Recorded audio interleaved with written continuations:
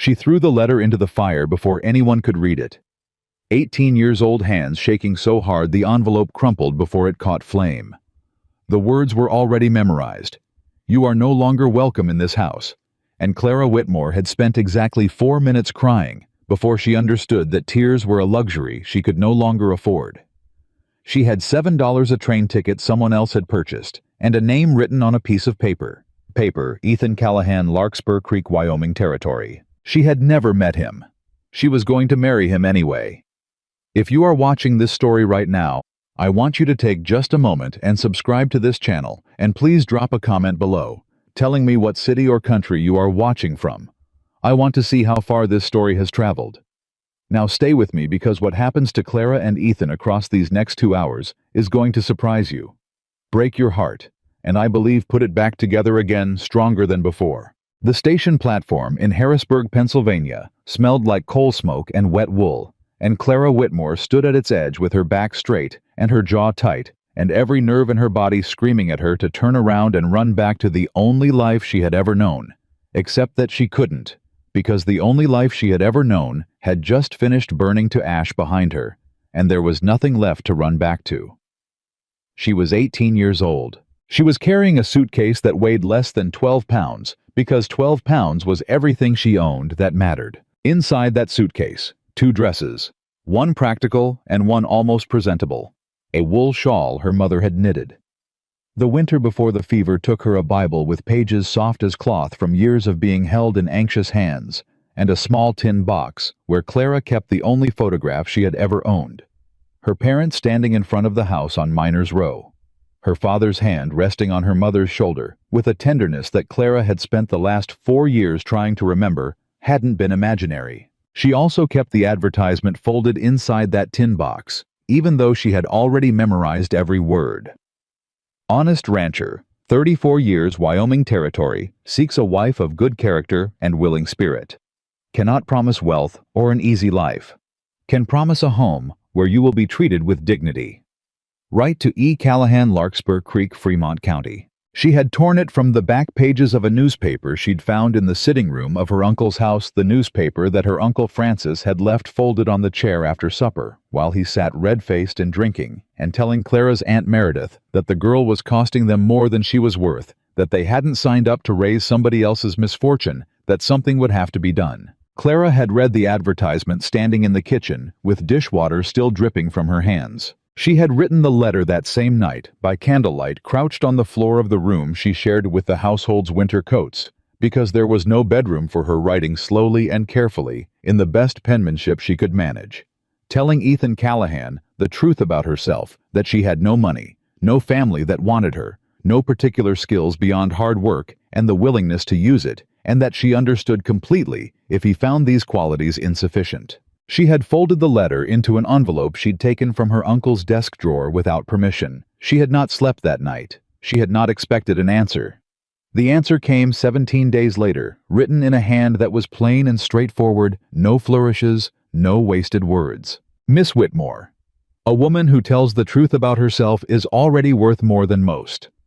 I'll send train fare if you're willing to make the journey. The decision is yours and yours alone. I won't be offended either way. E. Callahan. Clara had read the letter 4 times before she understood that it was real. He had sent the train fare in a separate envelope. Exact change, not a penny more and not a penny less, and she had understood somehow from that precision that this was a man who was careful with things, careful with money, careful with words, and perhaps careful with people too, though she was not prepared to assume that much yet. She had told her Aunt Meredith the morning she packed her suitcase. Meredith had stood in the kitchen doorway with her arms crossed and said, "Wyoming, Lord have mercy, you know nothing about that man." "I know what he wrote," Clara said. "Words on paper don't mean a thing. They're all I've got."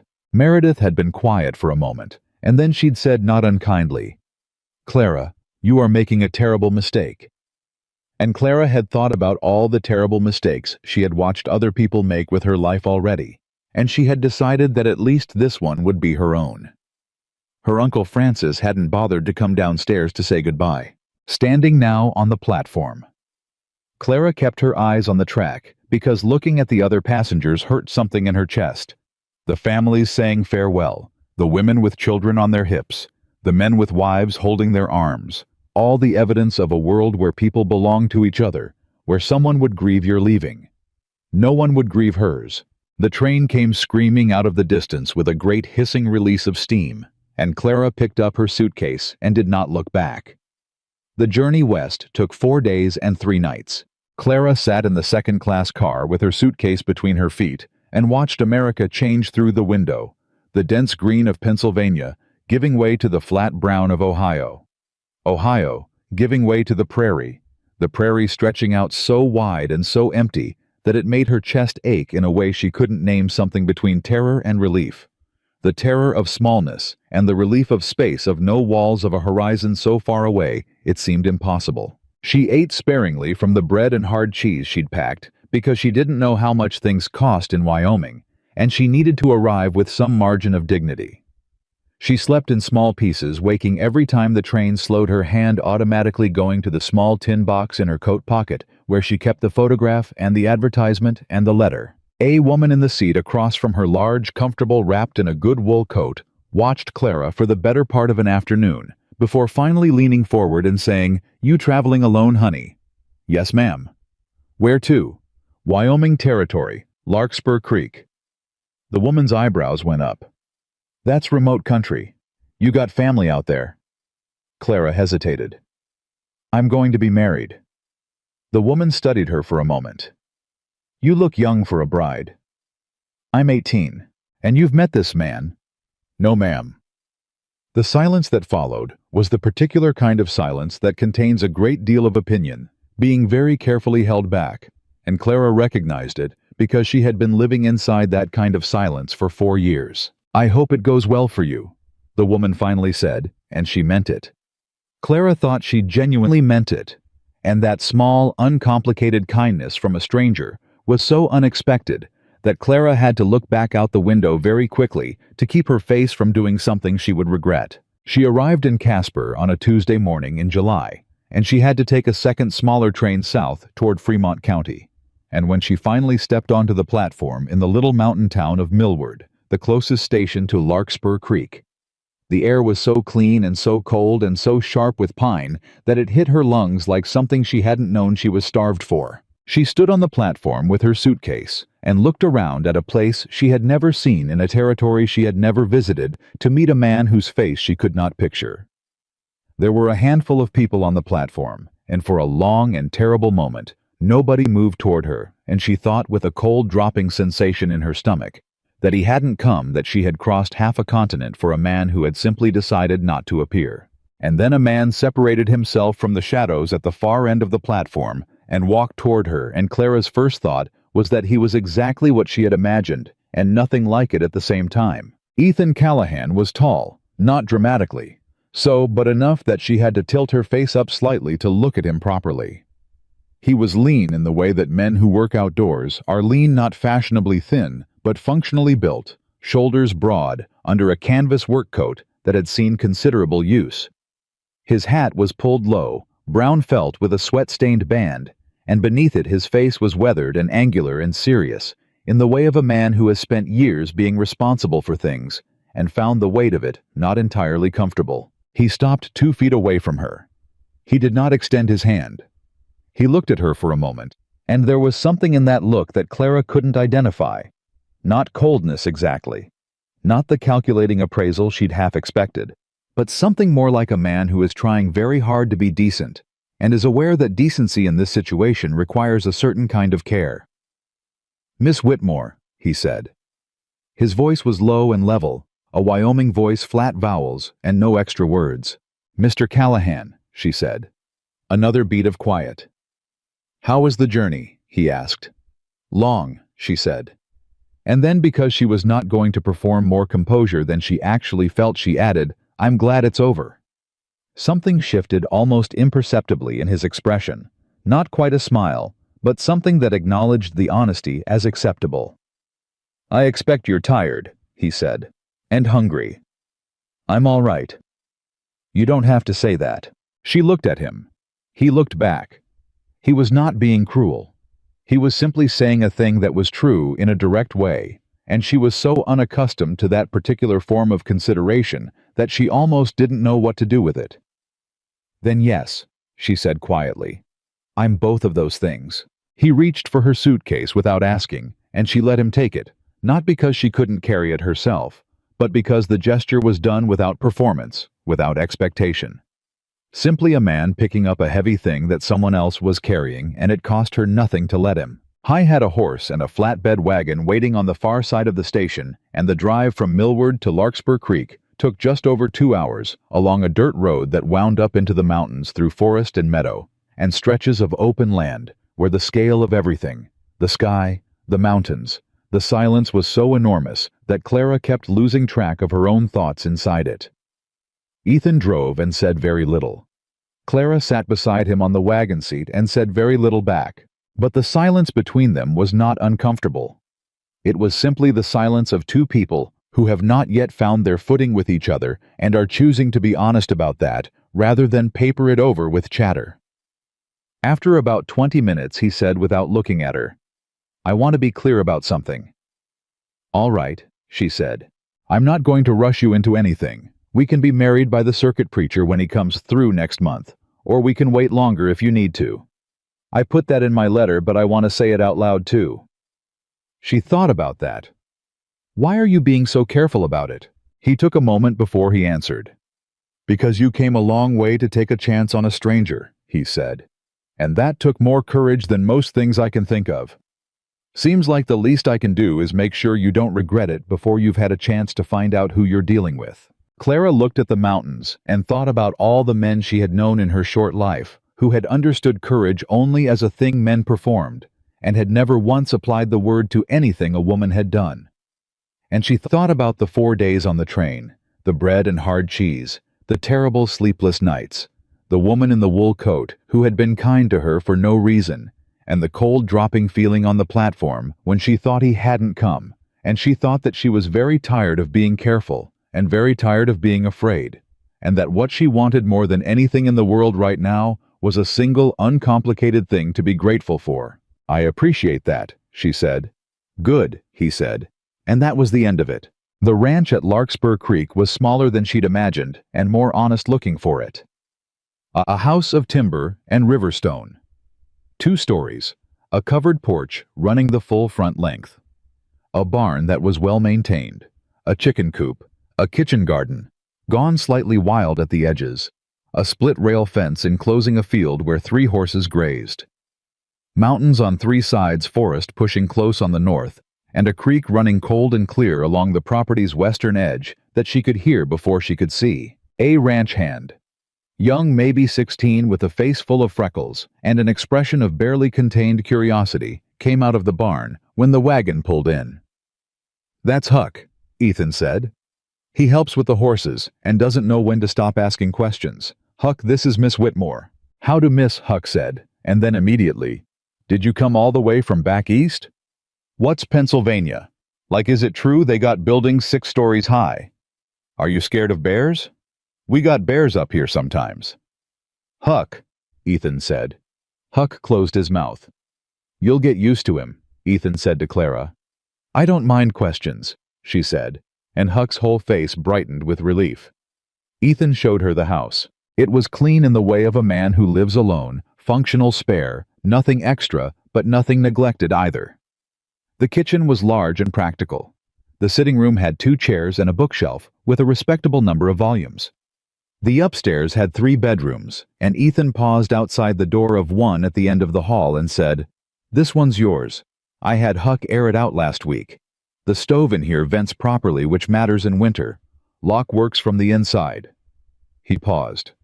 "I want you to know I don't expect anything from you that you haven't agreed to." Clara turned the door handle and pushed it open and looked at the room. A bed with a clean quilt. A window that faced east toward the mountains. A washstand. A small desk. And felt something shift in her chest that she didn't immediately have a name for. It was a room that was hers. Not a closet full of coats. A room. With a lock on the inside. She pressed her lips together very firmly and set her suitcase on the floor beside the bed and said, "Thank you," and was glad she was facing away from him because her voice was not entirely steady. "Supper's at 6, he said. "Take as long as you need." She heard his boots on the hallway floor, then the stairs, then the kitchen below her, and then she sat down on the edge of the bed and put her hands in her lap and let herself breathe for the first time in 4 days. The days that followed had their own awkward rhythm. Clara was not a woman who could sit idle, and she had no intention of starting. By her second morning, she had taken stock of the kitchen and identified what was needed, reorganized the pantry in a way that made the available provisions more visible, and started a list of supplies in a small notebook she found in the desk drawer. Ethan came in for midday dinner and stopped in the kitchen doorway, looking at the reorganized shelves for a long moment. "I should have asked before I moved things," Clara said immediately. "No," he said slowly. "It's better like this. I just never thought to do it that way. I can put it back." "Why would you put it back?" It wasn't a question. She watched him look at the shelves another moment, and then he said, "You got a good head for organization." "I had to," she said. "I was managing a household at 14. He looked at her. "By yourself?" "Mostly. My aunt and uncle were—" She stopped and chose her words. "They had other concerns." He didn't press. He just nodded once slowly, the nod of a man who has understood something, and filed it away respectfully, without requiring more detail than was offered. That nod cost him nothing. It meant more to Clara than she was prepared to say. She cooked. She cleaned. Not because she was expected to, not because she had been told to, but because working with her hands was how Clara Whitmore managed the world when the world felt unmanageable and everything about Larkspur Creek was new and uncertain, and she needed the clarity of a task that had a beginning and an end. Ethan noticed. He didn't comment on it effusively. He didn't make her feel observed or evaluated, but he thanked her specifically, concretely, without ceremony. "Not everything looks nice, but that biscuit recipe is better than what I've been making. Will you write it down for me?" "Not you're so helpful, but I noticed you fixed the loose hinge on the cellar door. I've been meaning to get to that for a month." It was such a specific and unusual kind of attention. Clara didn't know what to do with it at first. She had spent 4 years being noticed only when she had failed at something. One evening at the end of her first week, she was sitting in the kitchen after supper with the account books Ethan had left on the table. She'd found them while cleaning and couldn't help looking the numbers catching her eye, the way numbers always did, and she was so absorbed in what she was reading that she didn't hear him come in from the barn until he was already at the kitchen door, pulling off his coat. She looked up and started to close the book. "Sorry," she said quickly. "I shouldn't have—" "What are you looking at?" he asked, not accusingly.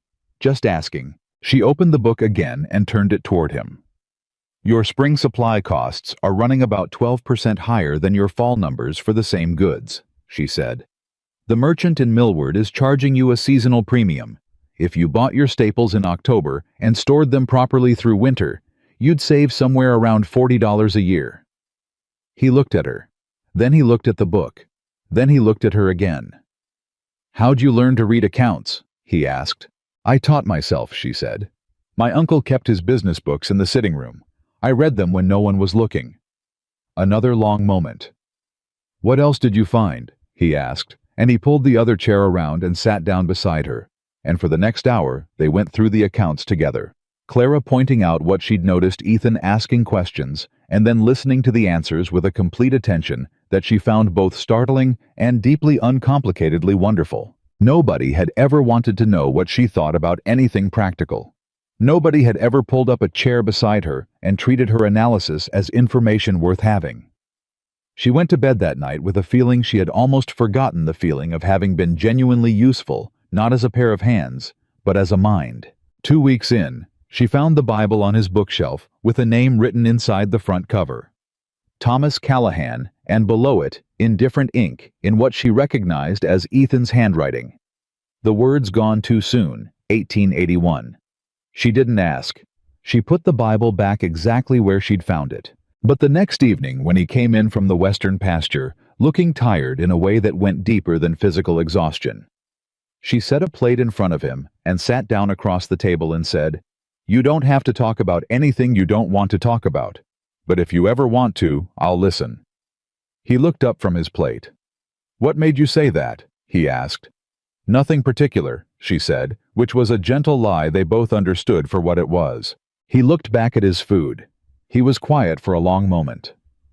"I had a brother," he said. "Thomas. He was working the north fence when a colt spooked. He was 22 years old." He stopped. "That was 5 years ago." "I'm sorry," Clara said. "I built this place for both of us," he said. "We were supposed to work it together. After he was gone, I just kept working it. Didn't know what else to do." She sat with that for a moment and did not try to fix it or reduce it or offer him a silver lining, because she knew from personal experience that grief offered silver linings by strangers was one of the lonelier things a person could receive. "It makes sense you stayed," she said finally. "It's his place too. Staying is a way of keeping him here." Ethan looked at her. The look lasted long enough that Clara almost felt she'd said the wrong thing. But then he said quietly, "I never thought of it that way." "I think about my mother's house sometimes," she said. "The one we had when she was alive. I don't know who lives there now, but I still think about the kitchen, how it smelled on Sundays." "What did it smell like?" "Cinnamon," she said. "She put it in everything." A small silence. "Thomas liked cinnamon," Ethan said. "Put it in his coffee. Drove me crazy."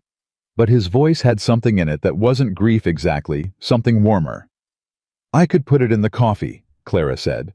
He looked at her. She looked back. "You don't have to," he said. "I want to," she said.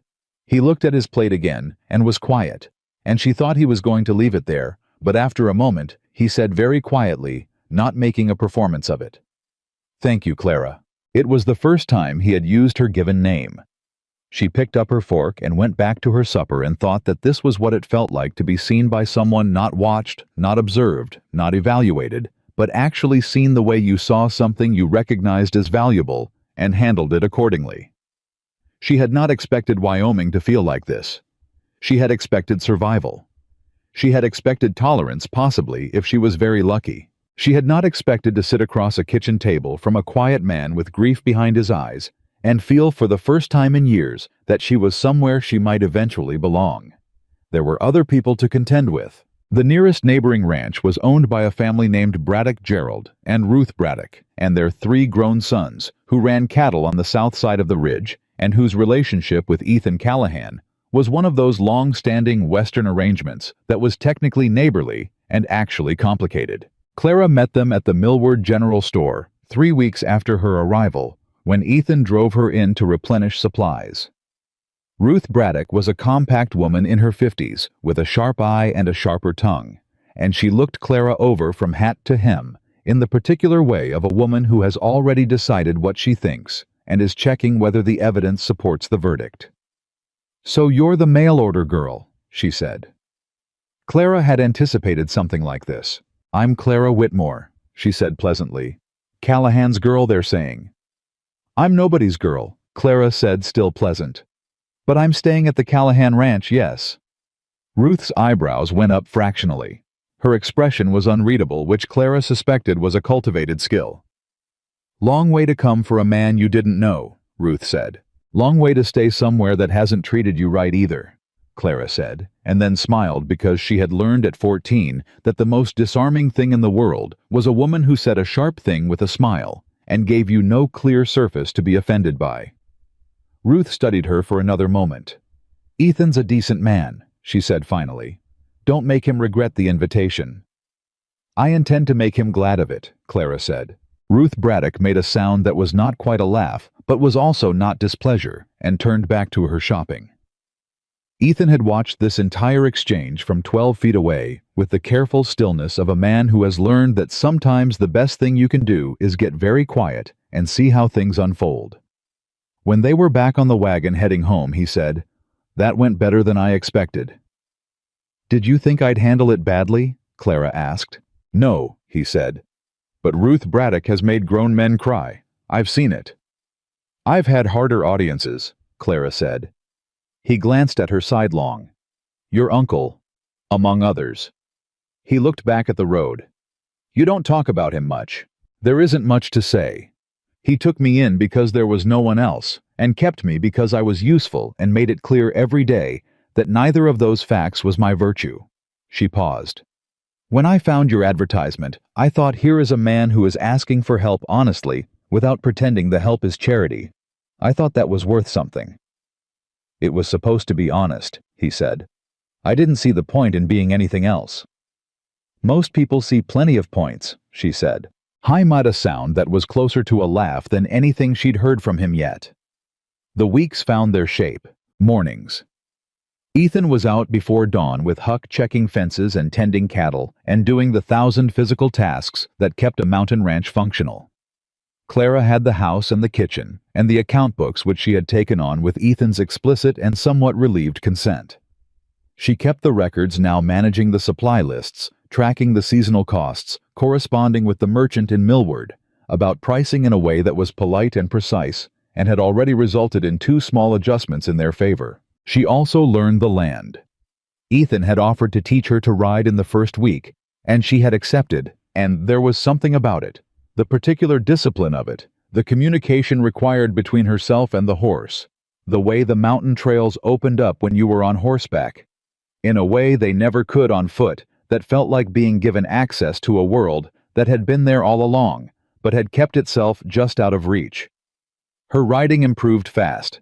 You've got good instincts, Ethan told her one morning when she'd brought a spooked gelding calm with a patience that surprised both of them. I had to learn to stay calm when things got loud, she said, and then realized that was more than she'd meant to say, and looked away. He didn't ask. He just nodded. Good skill for ranch work. Good skill for surviving, she said. She felt him look at her, and she kept her eyes on the horse, and after a moment he said, You're doing more than surviving out here, Clara. She didn't answer that immediately. She wasn't sure she believed it yet, but she was beginning to think she might eventually. September moved toward October, and the air off the mountains grew sharp with the promise of winter, and the aspens on the north ridge went gold and copper, in a display that Clara stood on the porch and watched every morning for a week, memorizing it the way you memorized a piece of music you wanted to keep. She wrote a letter to Hattie Morse, the woman who had worked beside her in her uncle's kitchen and been kind to her in small and consistent ways for 3 years, the closest thing to a friend she had managed in Harrisburg. She described the mountains and the aspens and the creek and the horses and the silence.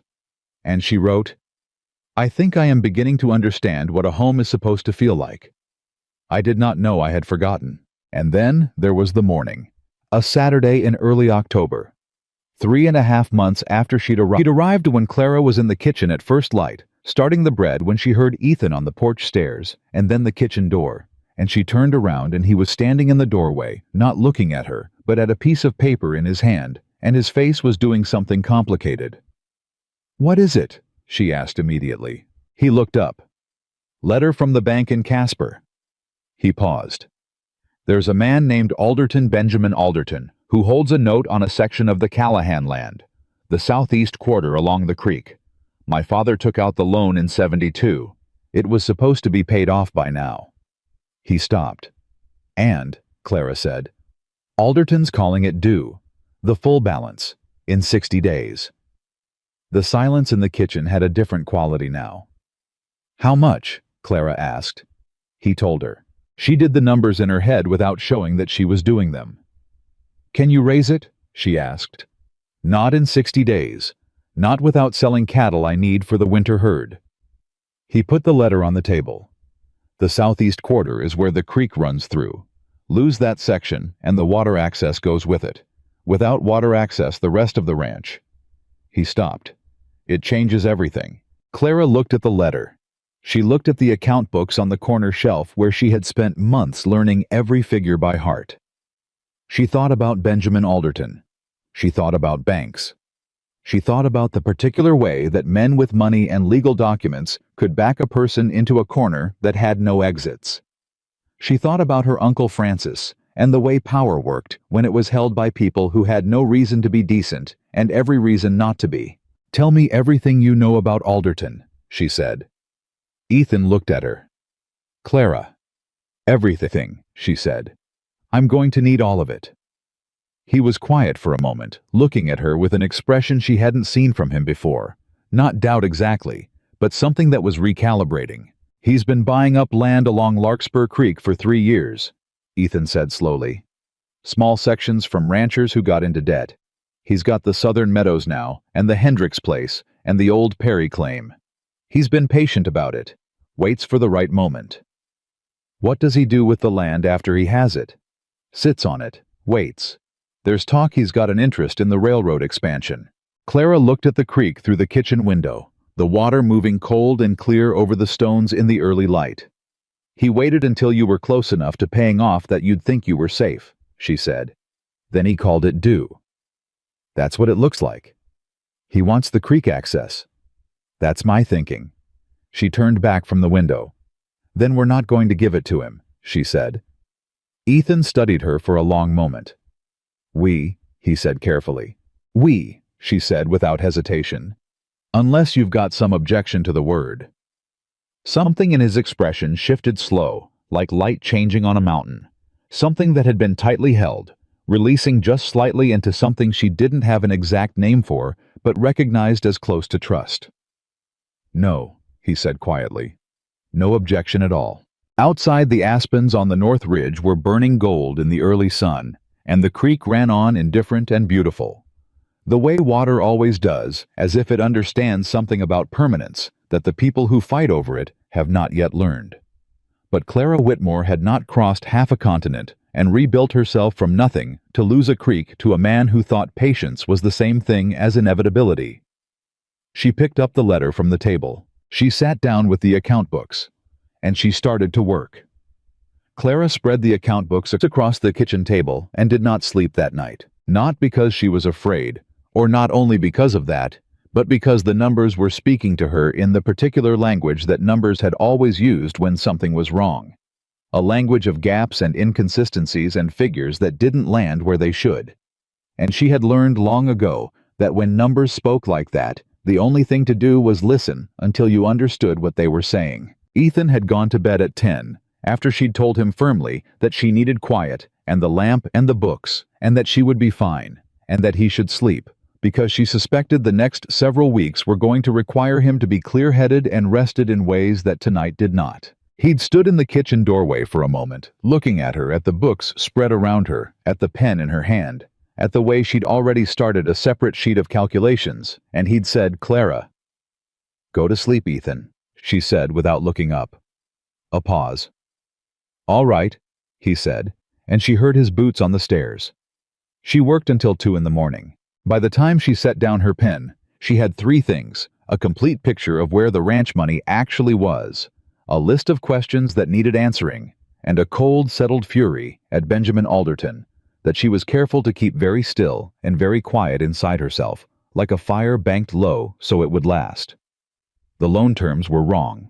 Not illegal, not obviously, not in a way that would be easy to prove, but wrong, in the way that things constructed by careful men for unfair purposes were wrong, designed to look standard while carrying inside them a mechanism that would spring when the time was right.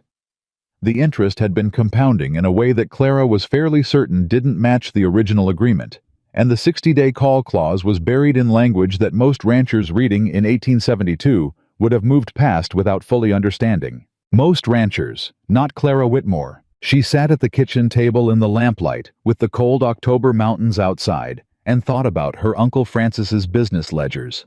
All those nights on the floor of the coat closet, reading by whatever light crept under the door, teaching herself the grammar of accounts, the way other girls her age were learning embroidery and social calls. She had taught herself because information was the only currency she had ever been able to accumulate. Knowledge was the one thing they couldn't take back from her at the end of the day, and now she had it. The question was, what to do with it? She was still sitting at the table when Ethan came downstairs at 5:30 in the pre-dawn dark, and found her there, the lamp still burning low, a cup of cold coffee at her elbow, 4 pages of calculations in her own handwriting arranged in front of her. He stopped. He looked at the table. He looked at her. "Did you sleep at all?" he asked. "I'll sleep later," she said. "Sit down. I need to show you something." He poured himself coffee and pulled the chair around and sat beside her close enough that she could show him the pages without holding them up, and she walked him through it.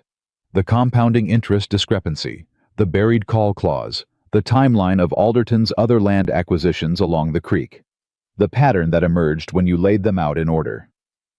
Ethan was quiet through all of it. How was a man who listened, the way a good animal read weather completely, without interrupting processing, at a depth that didn't show on his face until he was finished. When she stopped talking, he sat back and looked at the ceiling for a long moment. "The interest calculation," he said.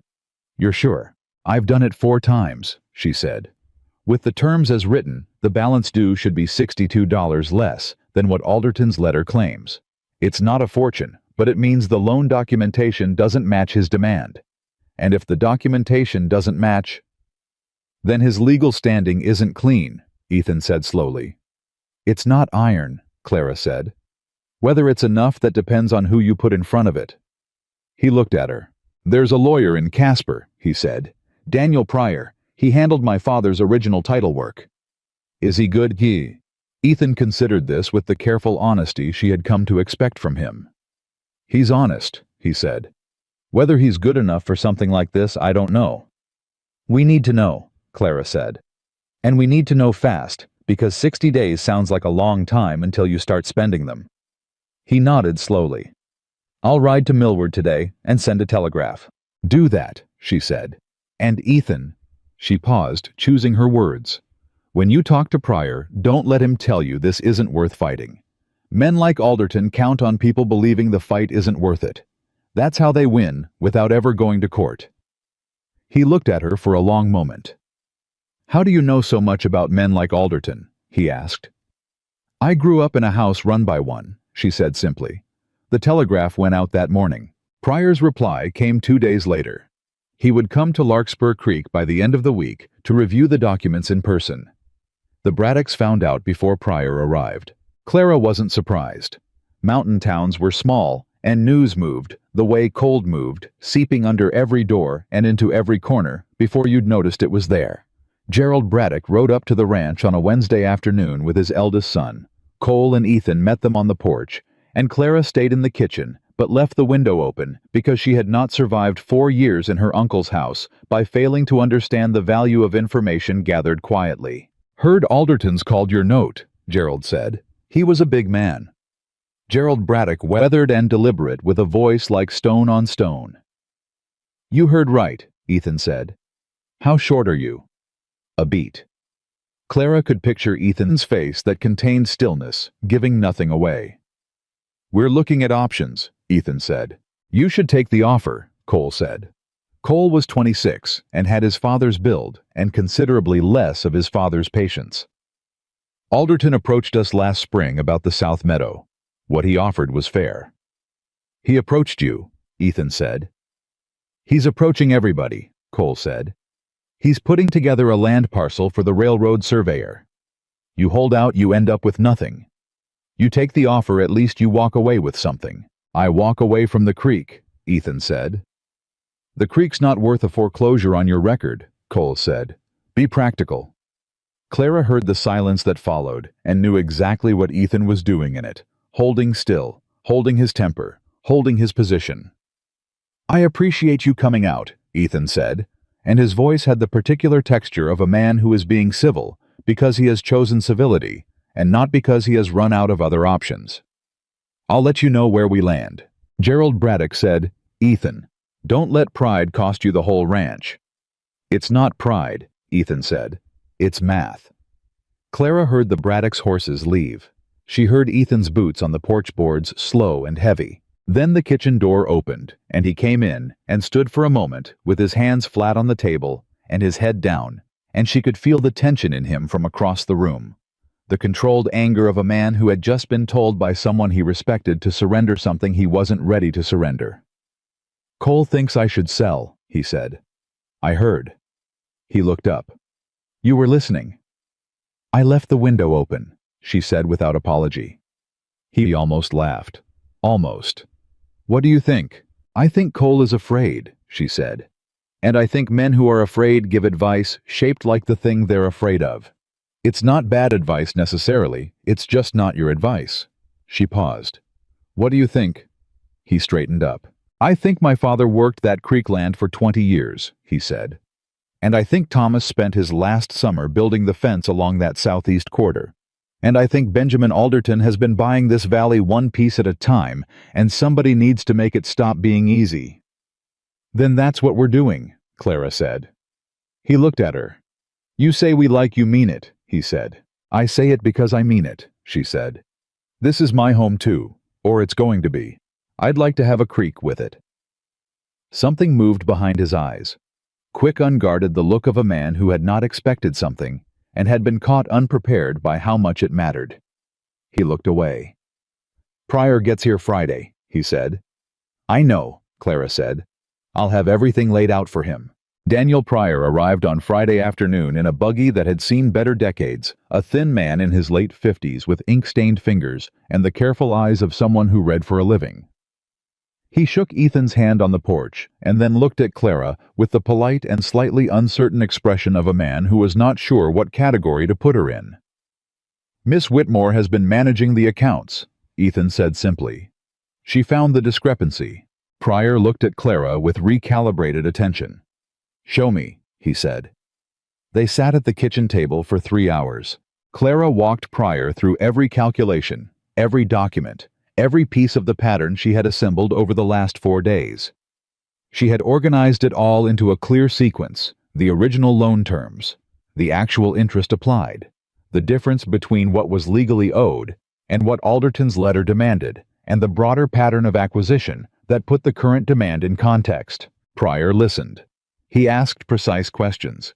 He went back over the original documents twice and made his own notes in a cramped hand that Clara had to resist the urge to read upside down. When he finished, he sat back and looked at the papers for a long moment. The interest discrepancy is real, he said.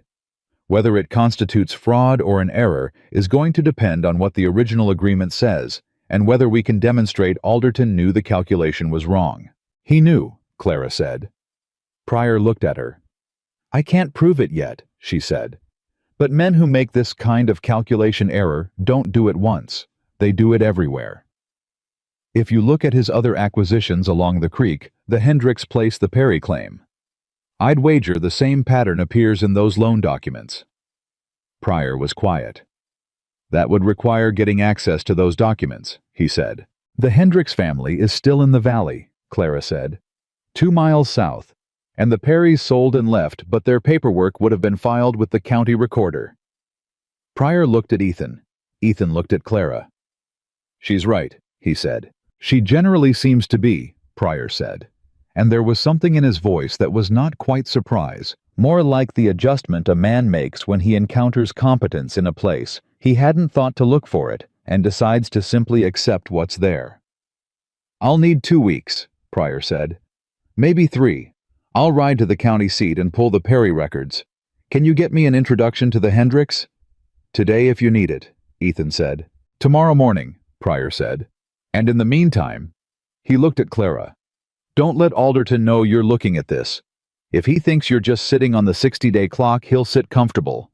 The moment he suspects you've found something, he'll move. He won't hear it from us, Clara said. Pryor nodded slowly.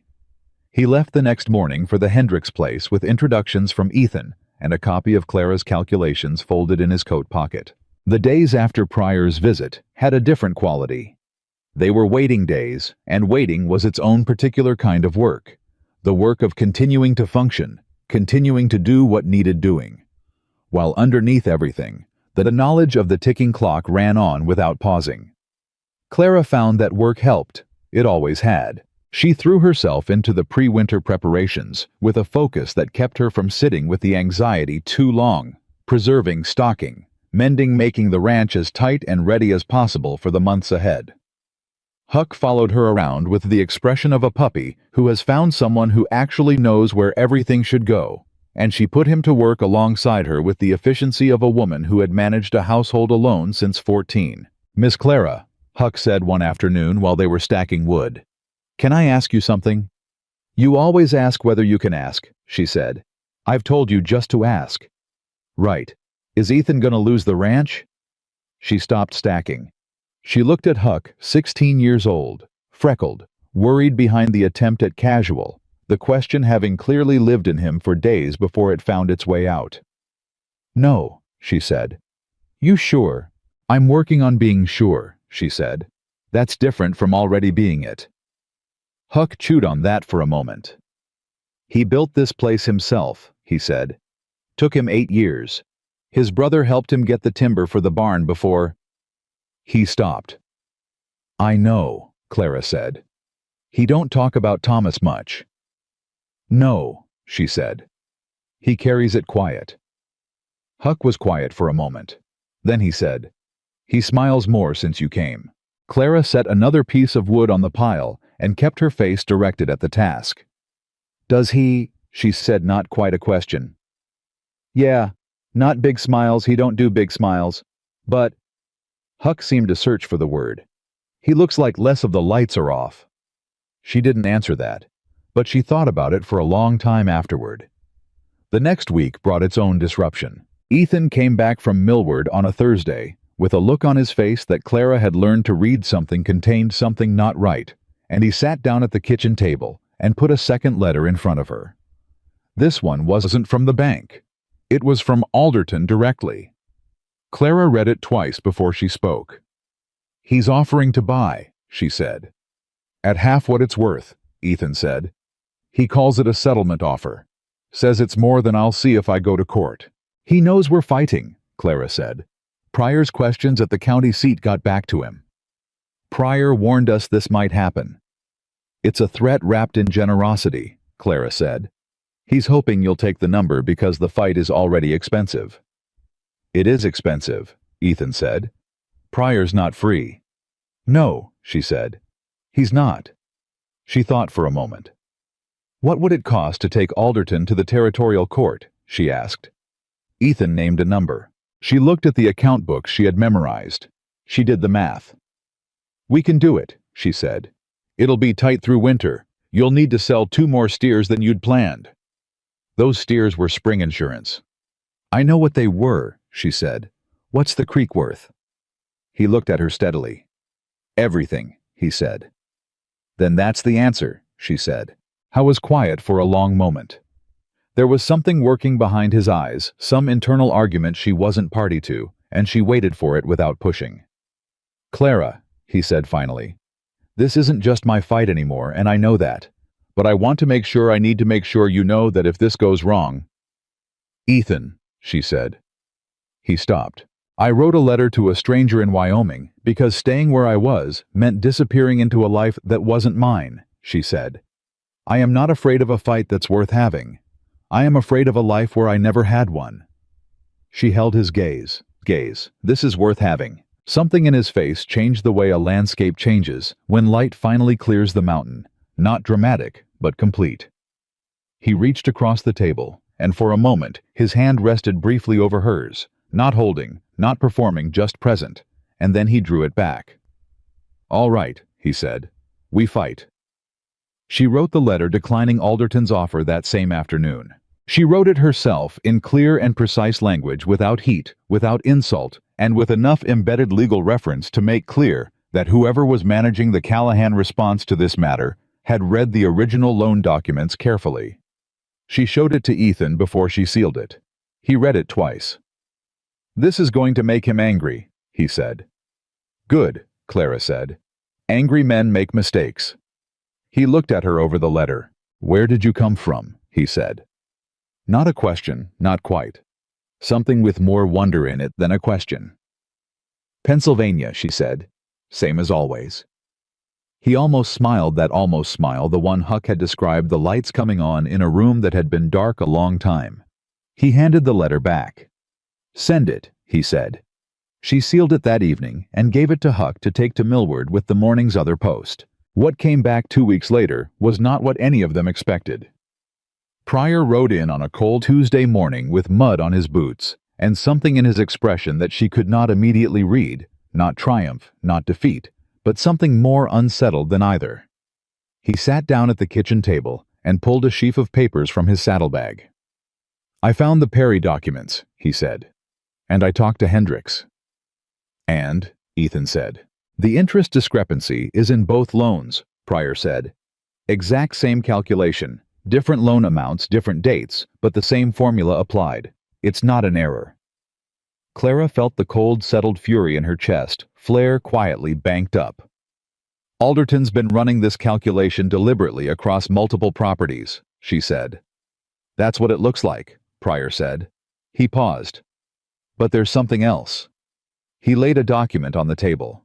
Clara looked at it. It was a letter. Dated 4 years ago. From Alderton to a land agent in Cheyenne named Morrison, describing the Creek properties as part of a coordinated acquisition strategy tied to a specific railroad contract proposal. Where did you get this? Ethan said quietly. The Perrys didn't just leave the valley, Pryor said. They left because Alderton told them the property was going to be condemned for the railroad right-of-way.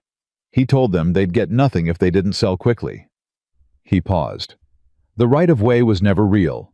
There was no condemnation. He manufactured the threat to panic them into selling. The kitchen was completely silent. Clara looked at the letter. She looked at Pryor. That's fraud, she said. That's not an accounting discrepancy, that's actual fraud. It is, Pryor said. The question is whether we can put it in front of the right court, with enough documentation to hold it together. Can we? Ethan said. Pryor looked at Clara.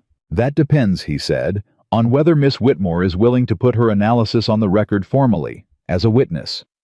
The accounting evidence she found is the foundation. Without it, the letter from Alderton to Morrison is suggestive, but not conclusive. Clara felt both men looking at her. She thought about being 18 years old in Pennsylvania, reading account books by candlelight on the floor of a coat closet. She thought about every time someone had looked at her and seen only the burden of her presence. She thought about what Ethan had said when she arrived. You came a long way to take a chance on a stranger. That took more courage than most things I can think of. She picked up the letter from Alderton to Morrison and read it once more carefully to the end. Then she set it down. Tell me what I need to do, she said. Pryor nodded. I'm going to file in territorial court in Casper, he said. The Hendricks family has agreed to join as additional plaintiffs. They're in the same position you are. Between the accounting evidence, the Perry testimony, if I can get it, and this letter, we have a case. He paused. Alderton is going to fight it. He has money and connections, and he's going to try to make this ugly. Let him make it ugly, Clara said. We have the math. Pryor looked at her for a moment, with an expression she had seen from very few people in her life. The expression of a person who has encountered someone and decided cleanly and without qualification that they are glad to have them on their side. Yes, he said. We do. After Pryor left. Ethan and Clara sat at the kitchen table in the fading afternoon light, the papers spread between them, the case laid out in all its complexity and risk, and the silence between them was a different kind of silence from any they had shared before. Not the silence of two strangers being careful with each other. Not the silence of two people without the right words, but the silence of two people who understand that they have crossed together into something that will cost them and have chosen to cross anyway. It's going to be a hard winter, Ethan said finally. Hard winters end, Clara said. He looked at her. You believe that? I've lived through enough of them to know it's true, she said. Outside the creek ran on, in the dark, cold and quick over its stones, indifferent to what was being decided about it in warm rooms, as water always is. And Clara looked at the papers and thought about Alderton sitting somewhere comfortable in Casper, thinking the clock was running in his favor, thinking that the Callahan Ranch would fall the way all the others had fallen quietly and without consequence. She thought about how wrong he was. She was not a woman who had crossed half a continent and rebuilt herself from nothing to be quiet about it. And she was no longer alone. Pryor filed the case in territorial court on a Thursday, and by Saturday morning, everyone in the Larkspur Creek Valley knew about it. Clara found out how fast news traveled when Ruth Braddock appeared at the ranch door before 8 o'clock, with a look on her face that was somewhere between impressed and alarmed, holding a covered dish that smelled like apple cake and radiating the particular energy of a woman who has information and is trying to decide how much of it to deploy at once. Gerald says you filed against Alderton, Ruth said before Clara had fully opened the door.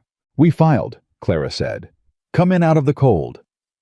Ruth came in, set the dish on the table, looked at the papers still spread across it, looked at Clara and said, "Do you know what you've done?" "I know exactly what we've done," Clara said. She put the kettle on because her hands needed something to do while she held Ruth's gaze. "We filed a fraud claim in territorial court with documented evidence and a lawyer who knows what he's doing. We gave them every piece of paper they asked for, and then some." "Alderton has friends in Casper," Ruth said. "He has friends in Cheyenne.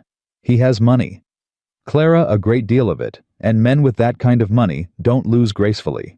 "Then they lose ungracefully," Clara said. "Either way they lose." Ruth sat down slowly at the table, which was Ruth Braddock's version of conceding the floor. "Cole thinks Ethan's gone out of his mind," she said. "Cole thinks survival means giving Alderton what he wants," Clara said. "I understand the logic. It's just not the logic we're using." "And what logic are you using?"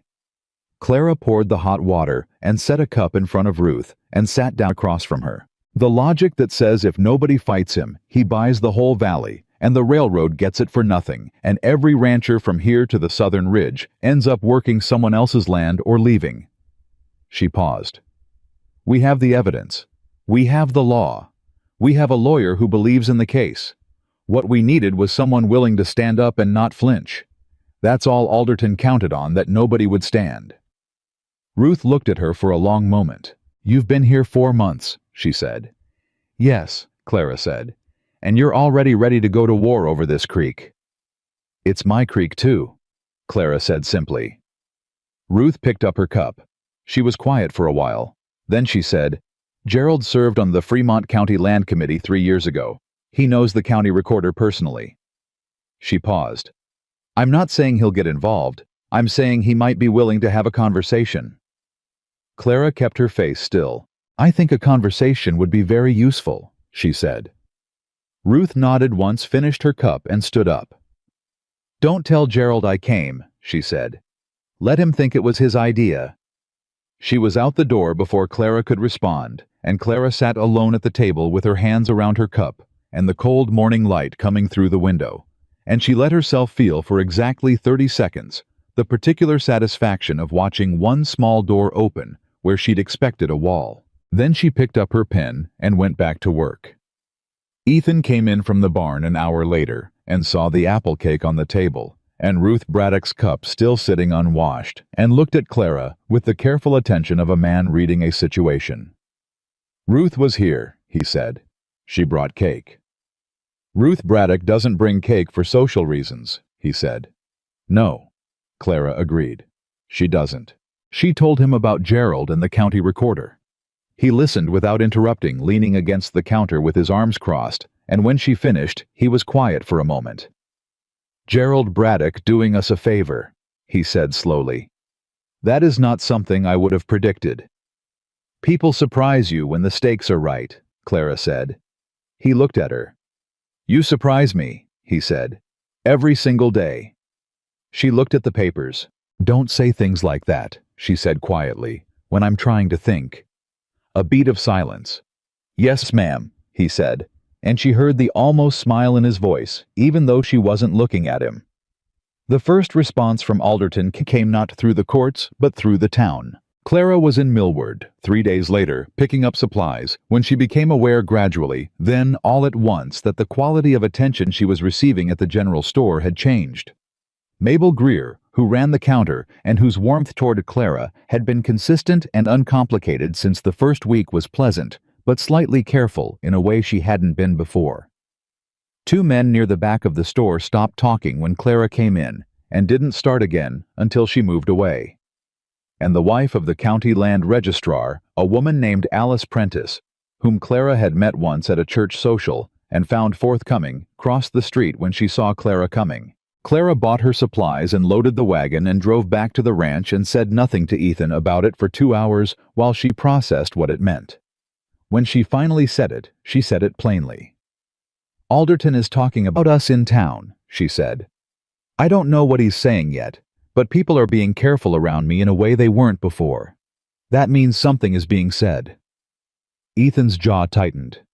"What kind of careful?" he said. "Polite careful," she said. The kind people do when they've heard something they're not sure is true, but don't want to be caught taking sides. He was quiet for a moment. "I'll go into town tomorrow," he said. "No," she said. "That's what he wants.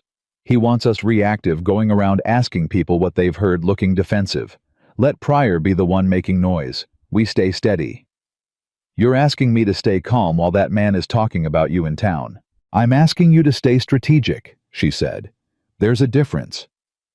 He looked at her with an expression that was torn between a rancher's temper and a man's recognition that the person across from him was right.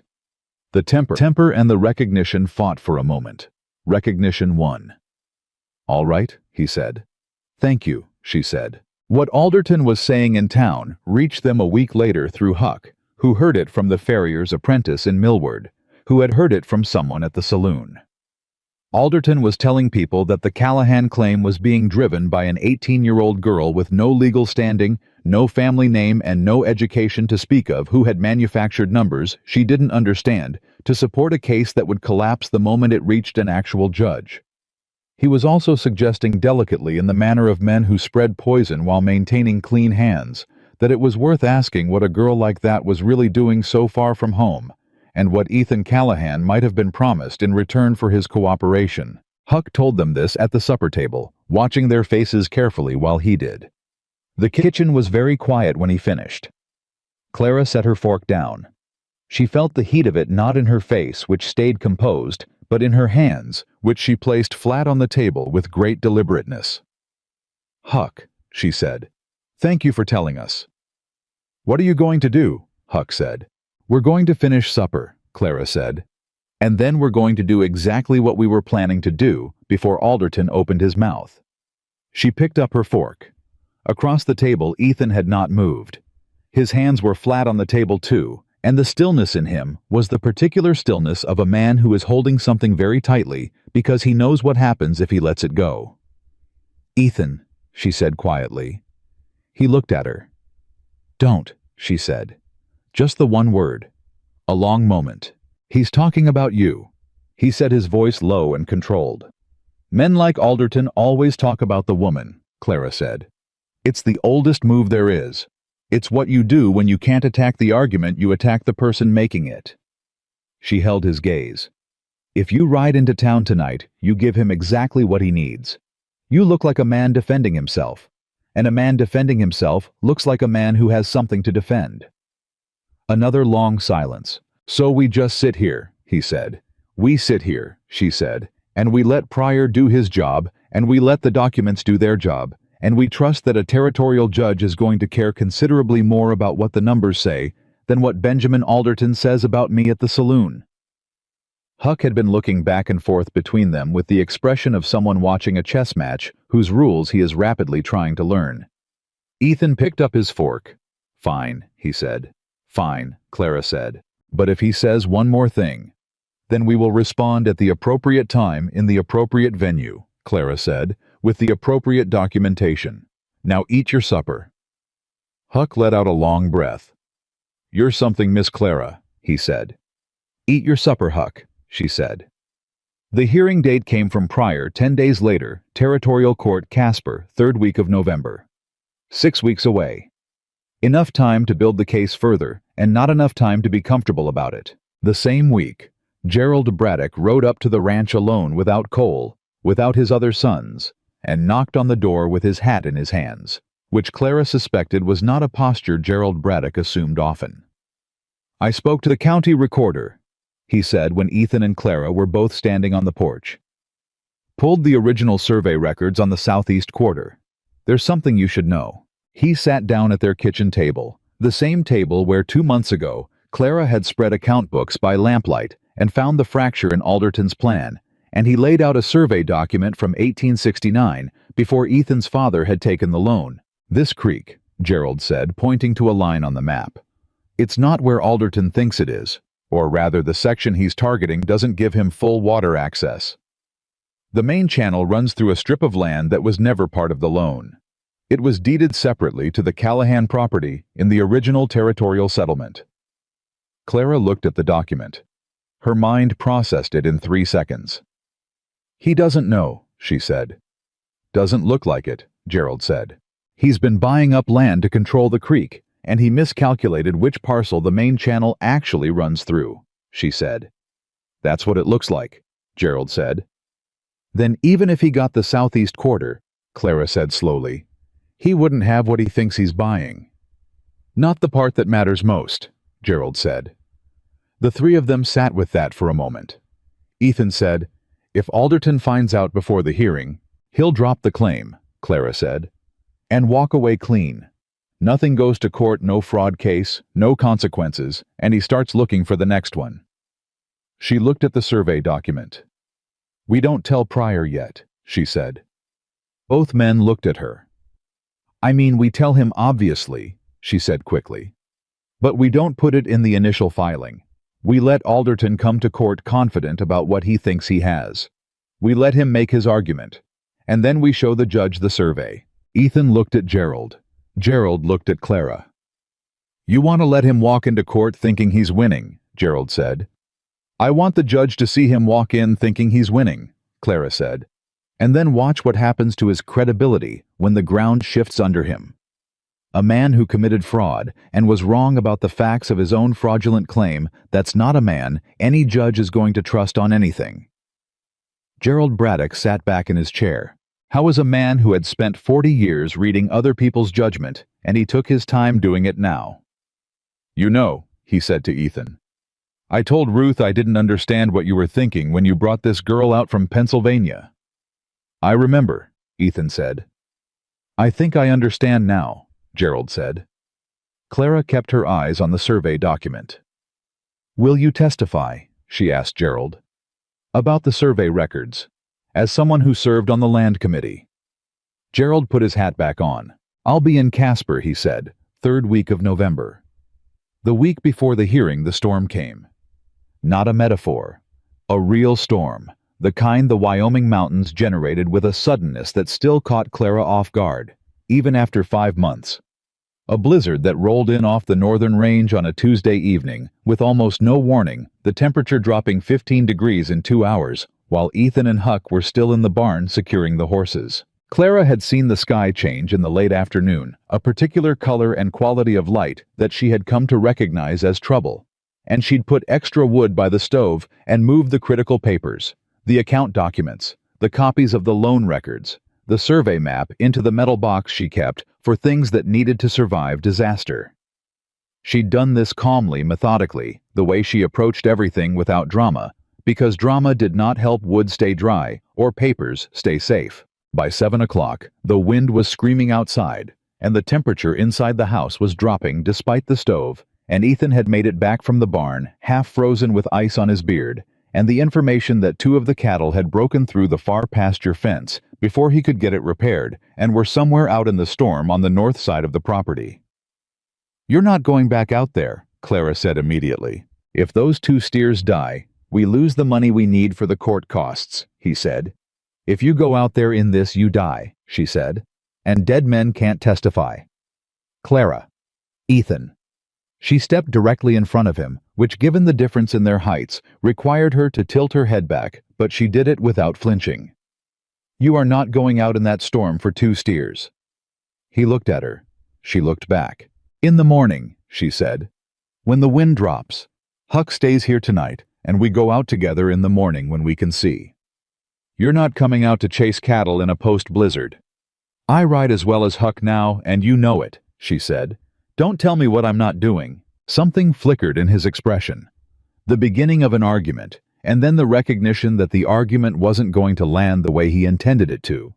And beneath that something she recognized as a man realizing he was being cared for and not knowing quite what to do about it. Sit down, she said less sharply. I'll make coffee. The storm will blow itself out by morning. He sat. She made coffee. Huck sat on the floor near the stove with his boots drying and his eyes going back and forth between them with the expression of a boy who is understanding something about adults for the first time. The storm did not blow itself out by morning. It was still going at midnight, harder if anything, and Clara sat up in the kitchen long after the others had gone to sleep, keeping the stove fed and the fire going, listening to the wind make its terrible sound against the walls, thinking about the hearing in Casper and Alderton's face, and Gerald Braddock, with his hat in his hands, and Pryor's ink-stained fingers on the survey document, and underneath all of it, running like the creek under the ice. The thought she had been carefully not having for weeks. She was in love with Ethan Callahan. She had not planned it. She had not wanted it precisely, or not wanted to want it because wanting it made her vulnerable in a way she had spent years training herself not to be. Loving someone meant they could hurt you. Loving someone meant you had something to lose. But there it was. 4 months of kitchen tables and account books and horseback riding in the mountain mornings, and the specific way he said her name. Not Miss Whitmore, not girl, not you, and the careful, deliberate respect of a man who thanked her for things, and listened to what she said, and looked at her like she was someone worth looking at. And she had arrived in Wyoming prepared to be a practical arrangement, and instead, she had fallen in love with a quiet man who carried grief gently and did not know his own kindness. She sat with it in the middle of the storm. It was terrifying. It was the best thing she had felt in years.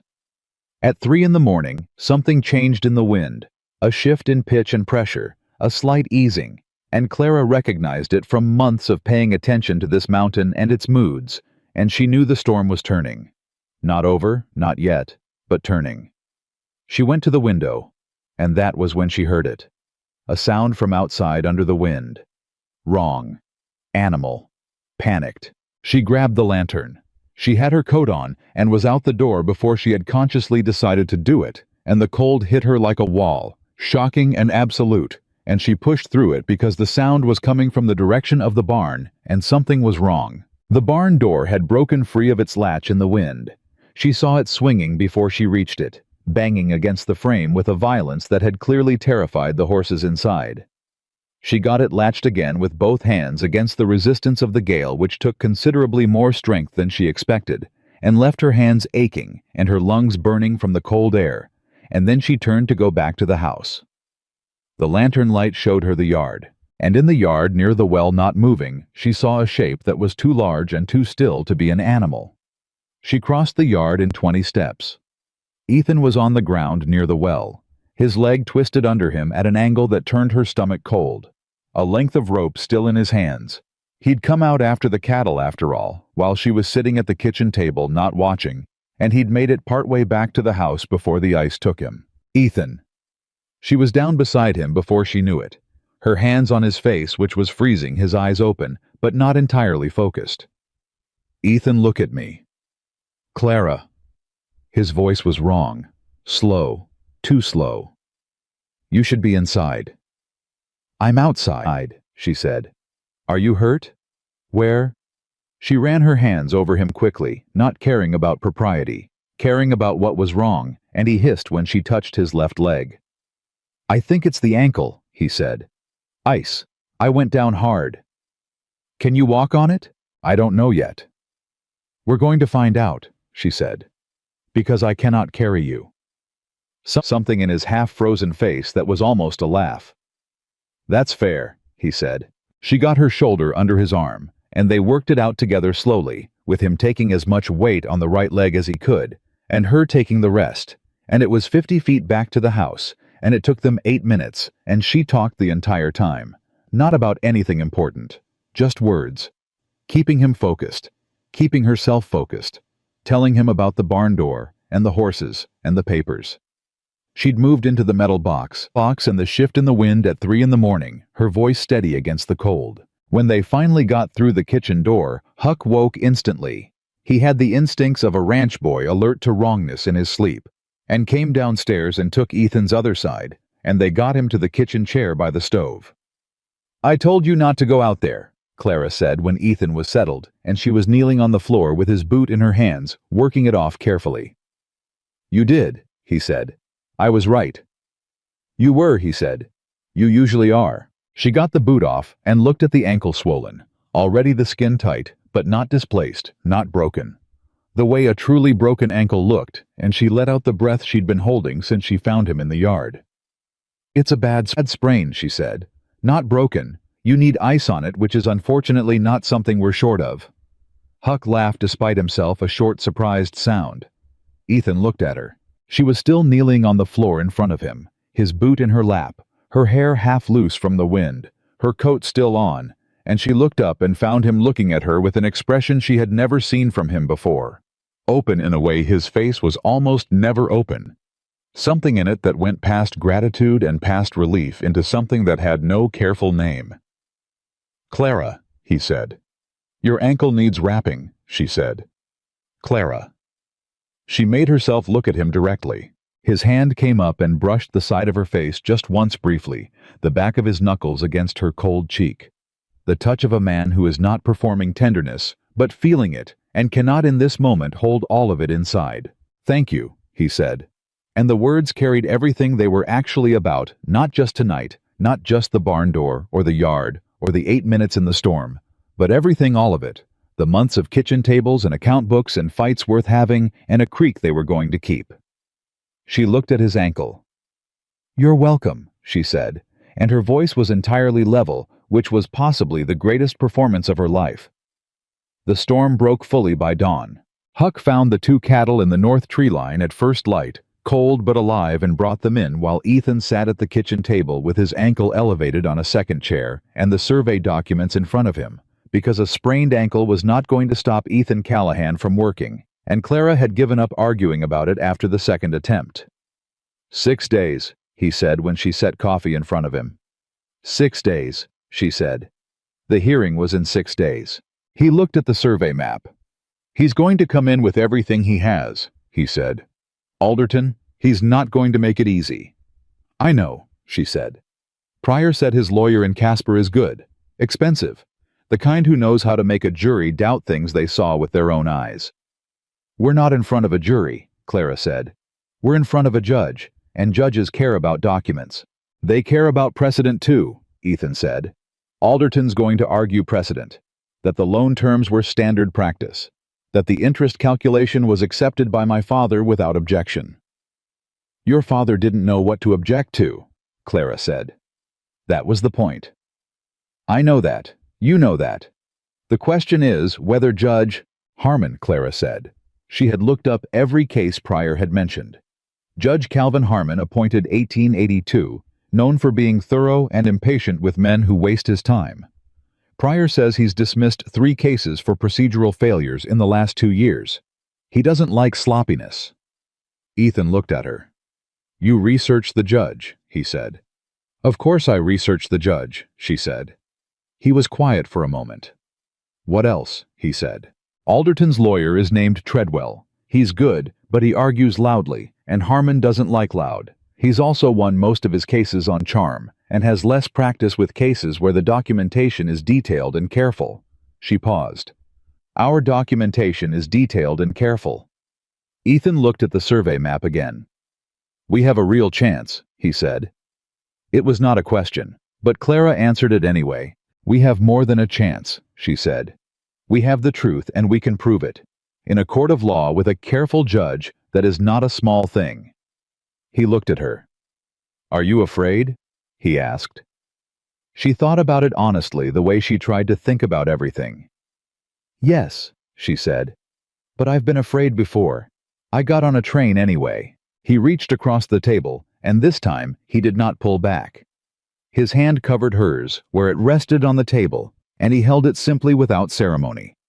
A man holding a woman's hand, because she had been in a storm for him, and found him on the frozen ground, and brought him in from the cold, and he was not going to pretend that was an ordinary thing. "I'm glad you got on that train," he said. She looked at their hands. She thought about Pennsylvania, and the coat closet, and the candle, and the newspaper advertisement folded into a tin box. She thought about how far a person could travel and still arrive somewhere. "So am I," she said. Outside, the storm was over. The sun was coming up over the mountains, cold and clean, throwing light across the yard and the snow and the creek that ran on beneath its ice, quick and certain, waiting for spring. 6 days to Casper. 6 days to the hearing. 6 days to put everything they had built in front of a judge and let the truth do what it was supposed to do. Clara picked up her pen. There was still work to finish. The road to Casper took 2 days by wagon. Ethan's ankle had improved enough that he could drive, though. Clara watched him from the corner of her eye for the first hour, with the particular vigilance of a woman who has already pulled a man out of a blizzard and is not interested in doing it again under avoidable circumstances. He caught her looking twice and said nothing about it, which she suspected was its own form of consideration. Huck stayed behind to manage the ranch and the cattle, with instructions Clara had written out in 3 pages of precise detail, which Huck had accepted with the expression of a boy who is simultaneously overwhelmed and determined not to show it. "Don't let the south pasture gate latch freeze," Clara had told him at the door. "Yes, miss." "Check the cattle at midday as well as morning." "Yes, miss." "And Huck, if anything happens that isn't on that list, use your judgment. You have good judgment." Huck had looked at her with something surprised and earnest behind his freckles. "Nobody's ever said that to me before," he said. "Then they weren't paying attention," she said.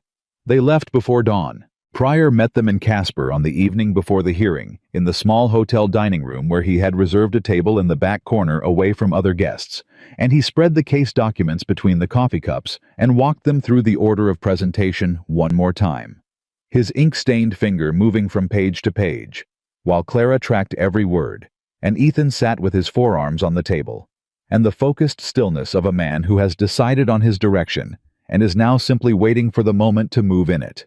Treadwell will try to establish that the interest calculation, whatever its accuracy, was accepted as standard practice in frontier loan agreements during the period, Pryor said. He'll cite 3 or 4 similar agreements from the same era. He'll argue that the Callahan family's failure to dispute the terms at the time of signing constitutes acceptance. "My father couldn't have disputed them," Ethan said. "He didn't have the education to read what he was signing the way Clara read it." "I know that," Pryor said. "And I'll make that argument. But Treadwell will push back, and Harmon will let him, because Harmon is thorough, and he'll want to hear both sides before he decides." He paused. "What matters is what comes after. The Perry letter, the pattern of acquisition, the survey map." He looked at Clara. "And your testimony." "Tell me exactly what Treadwell will ask me," Clara said. Pryor looked at her steadily. "He'll try to establish that you have no formal education," he said, "that you have no professional credentials in accounting or finance, that you are a young woman who arrived in Wyoming Territory 4 months ago from a poor background with no standing in the community. He'll suggest that your analysis is the work of someone who doesn't understand what she found." The table was quiet. "And then," Clara said, "and then you explain in plain language that a judge can follow exactly how you identified the discrepancy and exactly what the numbers show. You walk him through it the way you walked me through it at that kitchen table." Pryor paused. "Harmon does the math himself. I've seen him do it. You give him something he can calculate independently. He'll trust it over any amount of professional opinion." "All right," Clara said. Ethan looked at her. "You don't have to do this," he said quietly. "I know," she said. "I'm doing it anyway."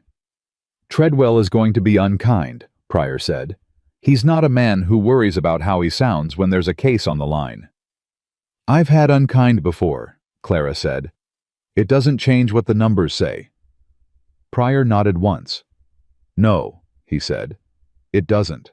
Gerald Braddock arrived that evening with his son Cole, who had come despite his misgivings because Gerald had told him to, and because whatever Cole Braddock thought about the wisdom of fighting Alderton, he understood loyalty to his father. Gerald looked at Clara across the hotel lobby and gave her a nod that was more respect than greeting, and she returned it in kind. Cole looked at Ethan. "I still think you're taking a risk you didn't have to take," he said. "I know," Ethan said. "But if it works for all of us," Cole said after a moment. "Alderton's been eyeing our South Meadow for 2 years." He paused in the manner of a proud man making a concession that costs him something. "I hope your girl knows what she's doing." "She's not my girl," Ethan said. "She's her own. And yes, she does." Cole looked at Clara. Clara looked at Cole. "Thank you for coming," she said pleasantly. Cole's ears went slightly red. "Yes, well," he said. "Here we are." The hearing room in the Fremont County Courthouse smelled like old wood and tobacco, and the particular cold of a stone building in November, and it was smaller than Clara had imagined. Not a grand courtroom, but a working room. A judge's bench at the front, 2 tables facing it, a dozen chairs along the wall for observers. Benjamin Alderton was already seated at the plaintiff's table when they arrived. Clara had constructed a picture of Alderton from everything she'd heard and read about him, and the real man was both more ordinary and more dangerous than she'd expected. He was in his mid-50s, thickly built with the kind of face that had once been handsome and had settled into comfortable authority. A man used to being the most powerful person in the room and carrying that awareness in his posture without needing to announce it. He wore a good suit. His lawyer Treadwell sat beside him, younger, sharp-featured, already sorting papers, with the efficient energy of a man who has done this many times and expects to do it again. Alderton looked at Ethan when they came in. Then he looked at Clara. His expression did not change exactly, but something behind his eyes shifted a recalculation, the look of a man who has been told about an adversary and is now measuring the distance between the report and the reality. Clara met his eyes directly and held them for exactly as long as it took to make clear she was not looking away first. Then she sat down at the defendant's table and opened her folder. Judge Calvin Harmon came in at 9 o'clock exactly. He was older than Clara had expected, late 60s, spare with wire-rimmed glasses and the quality of stillness that belonged to men who had been listening to other people's arguments for a very long time and had learned to distinguish signal from noise at considerable distance. He sat, arranged his papers, and looked at both tables with the level gaze of a man who has already decided that he is going to get through this efficiently. "Let's begin," he said. Treadwell opened for Alderton's side with the confidence of a man who has good material and knows it. He was measured, organized, and in complete command of the historical framework he was building. Frontier loan agreements, standard practice of the period, the Callahan family's decades of compliance with the terms as written, and the fundamental question of whether an 18-year-old girl with no professional standing had the expertise to overturn a legal contract that had stood for 14 years. I used the word girl 3 times in his opening. Judge Harmon did not react. His pen moved steadily across his notes. Clara kept her hands flat on the table and her face still. Pryor's opening was shorter and quieter, and it ended with 4 words. The documents tell the story. Harmon looked up briefly at that which Clara suspected was a good sign, and then looked back at his notes. Treadwell called Alderton to testify first. Alderton was an excellent witness for himself, practiced, credible, with the slow and reasonable delivery of a man who understands that judges trust gravity more than passion. He explained the loan. He explained the terms. He presented 3 comparable loan agreements from the same period, showing similar interest structures. He expressed, with what Clara recognized as a very accomplished performance of regret, that it was never pleasant to call a note due on a working rancher, but that business was business, and agreements were agreements, and the law was the law. Pryor cross-examined him carefully, establishing the timeline of his land acquisitions, the pattern of approach to ranchers along the creek. Alderton answered everything smoothly, with explanations for each purchase that were individually plausible. Then Pryor asked, "Mr. Alderton, are you familiar with a letter you wrote in October of 1882 to a land agent named Morrison in Cheyenne?" The room changed. It was subtle, not a sound, not a visible reaction from Alderton's face, which was too well trained for that. But something in the quality of the air shifted the way it shifts when something true enters a space where things have been carefully arranged to avoid it.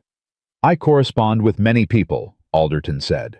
"This would be a letter in which you describe the Larkspur Creek properties as part of a coordinated acquisition strategy tied to a specific railroad contract proposal," Pryor said, "and in which you outline a timeline for acquiring the remaining properties by, and I'm quoting, using the existing debt instruments as leverage at the appropriate moment."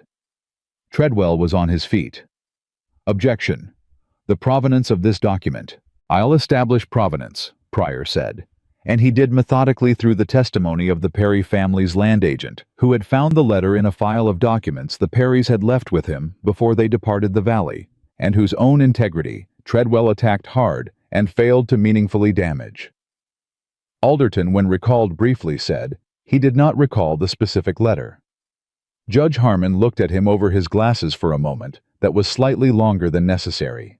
"Next witness," Harmon said. Gerald Braddock testified about the survey records and the county land committee and the original Callahan property deeds in the flat, and straightforward manner of a man who has nothing to embellish because the facts are already sufficient.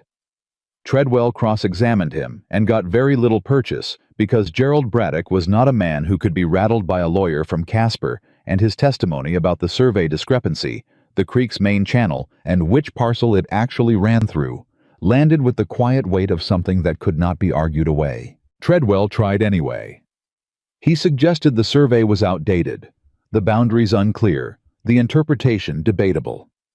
Harmon asked 3 precise technical questions about the survey methodology, and then made a note and moved on, which Clara read as the judge having reached his own conclusion about the survey's reliability. Then Pryor said, "I call Miss Clara Whitmore." She walked to the witness stand with her folder in her hands and sat down and looked at Judge Harmon, not at Treadwell, not at Alderton, not at Ethan, sitting at the defendant's table with his jaw set and his eyes on her with the focused attention of a man who is trying through sheer force of will to take some of the weight of a thing onto himself when he cannot actually do it. Pryor led her through the accounting analysis slowly and carefully, giving her room to explain each step in plain language, and she did it the way she had done it at the kitchen table in October, clearly without jargon, with the particular confidence of someone who is not performing knowledge, but simply conveying it. The interest discrepancy. The calculation as documented versus the calculation as applied. The difference in dollars. The consistency of the same formula across the Perry and Hendricks loans.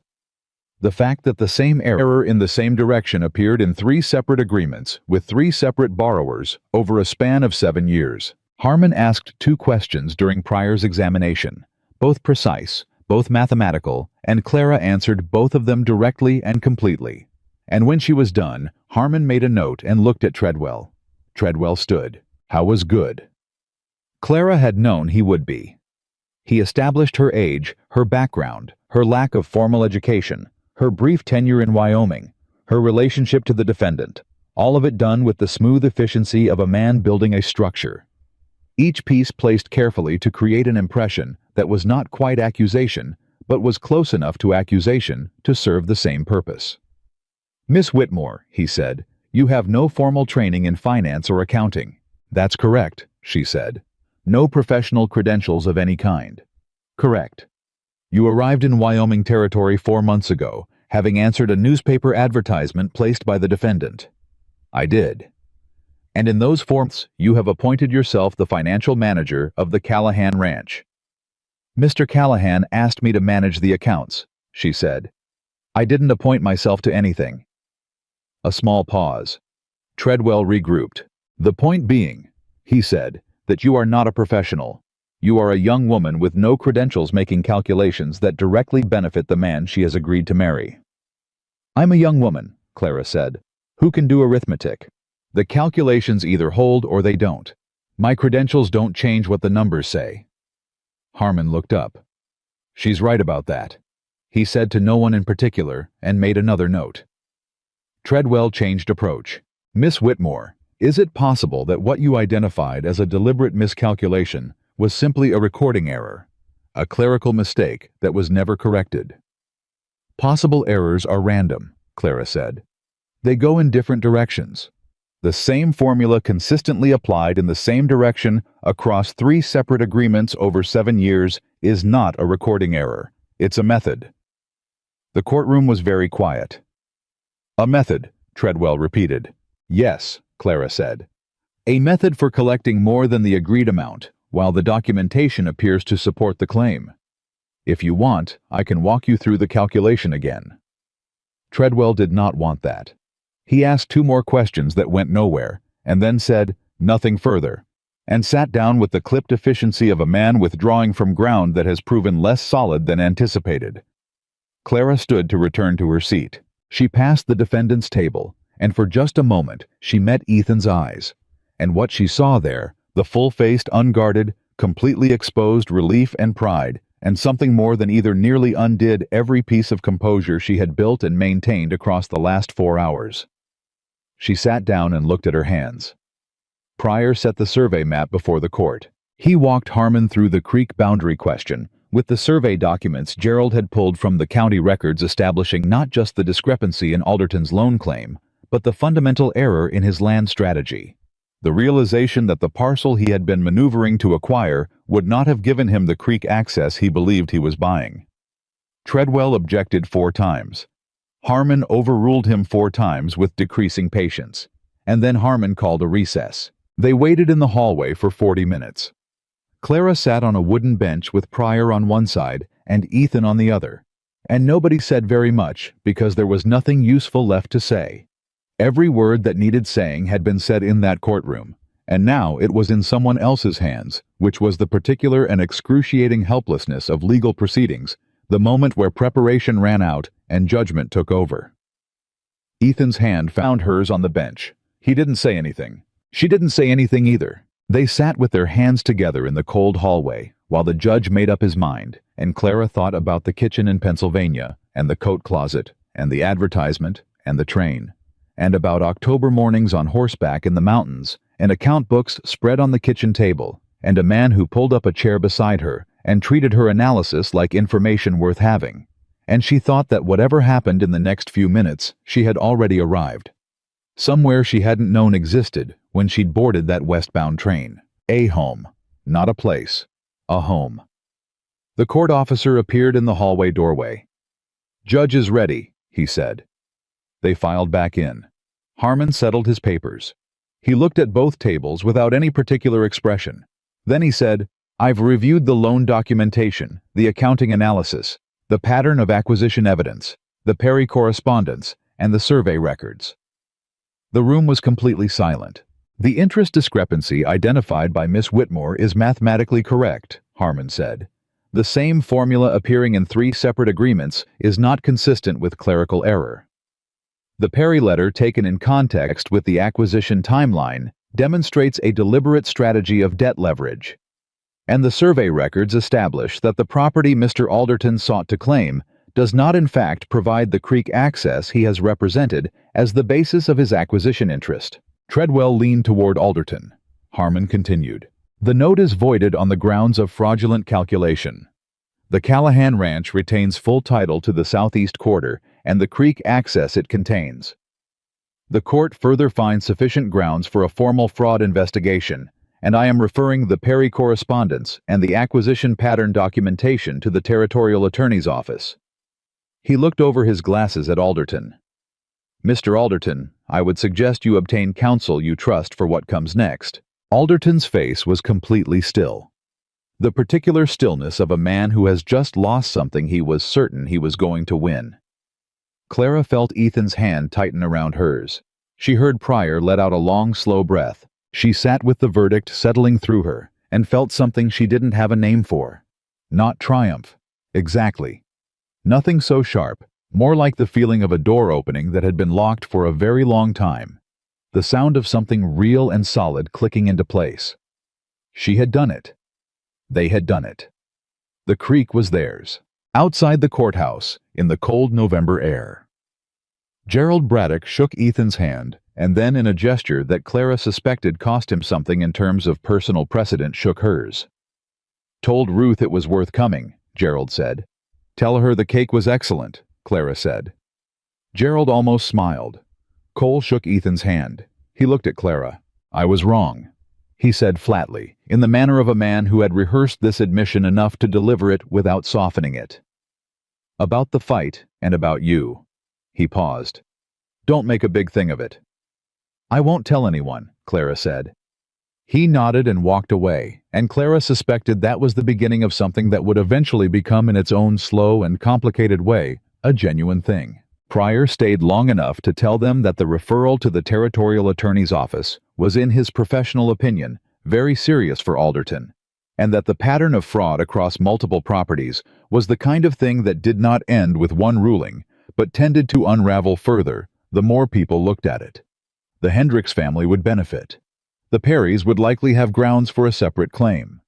Other ranchers along the creek who had sold under pressure might come forward now that someone had gone first. "You started something," Pryor told them. "We finished something," Clara said. "Let's let the attorney's office start the rest." Pryor looked at her and then at Ethan, and then back at Clara, and he said, "I have been practicing law in this territory for 22 years, and I have worked with perhaps 4 or 5 clients whose thinking I would genuinely call strategic." He put on his hat. "You should consider that a compliment, Miss Whitmore."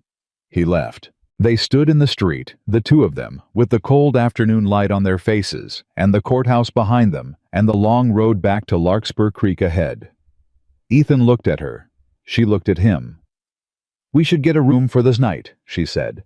"Start back in the morning. Your ankle isn't up to a night drive." "Clara," he said, "the horses need rest too." "Clara." She stopped. I was looking at her with that open expression, the one she had first seen on the floor of the kitchen after the blizzard, the one she still didn't know what to do with, but was beginning to think she might need to stop running from. "You stood in front of that judge," he said, "and you held everything together. You did that for my ranch, for my creek, for my brother's fence and my father's deed." He paused. "I want you to know I understand that. What it cost you to do that." "It cost me less than you think," she said quietly. "Why?" She looked at him. "Because it's my ranch now too," she said. "My creek, my fence." She paused. "My home, if you still want it to be." The question hung in the cold air between them. Ethan Callahan, who did not make unnecessary gestures, who did not perform things he did not mean, who had said her name for the first time over coffee and cinnamon, and meant everything. By the simplicity of it, reached out and took both her hands in both of his and held them. "Clara Whitmore," he said, "I would like very much for you to stay." She looked at their hands. She thought about the train. She thought about everything. "Then I'll stay," she said. The road back to Larkspur Creek took 2 days, and they talked more on that road than they had in 5 months combined. Not about the case or the creek or the ranch, but about the things people talk about when the emergency is over, and they find themselves perhaps for the first time with the space and the safety to simply be who they are with each other. His childhood.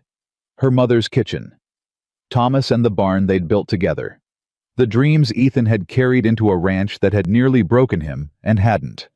The life Clara had spent years enduring and had finally walked away from. They talked about what they wanted. The ranch to grow. Not ambitiously, not for the sake of growth, but solidly with good cattle and good neighbors, and accounts that balanced, and a creek running clean through land that belonged to people who worked it. Maybe more horses. Maybe someday someone else to teach to ride. Clara said that last part carefully, watching his face.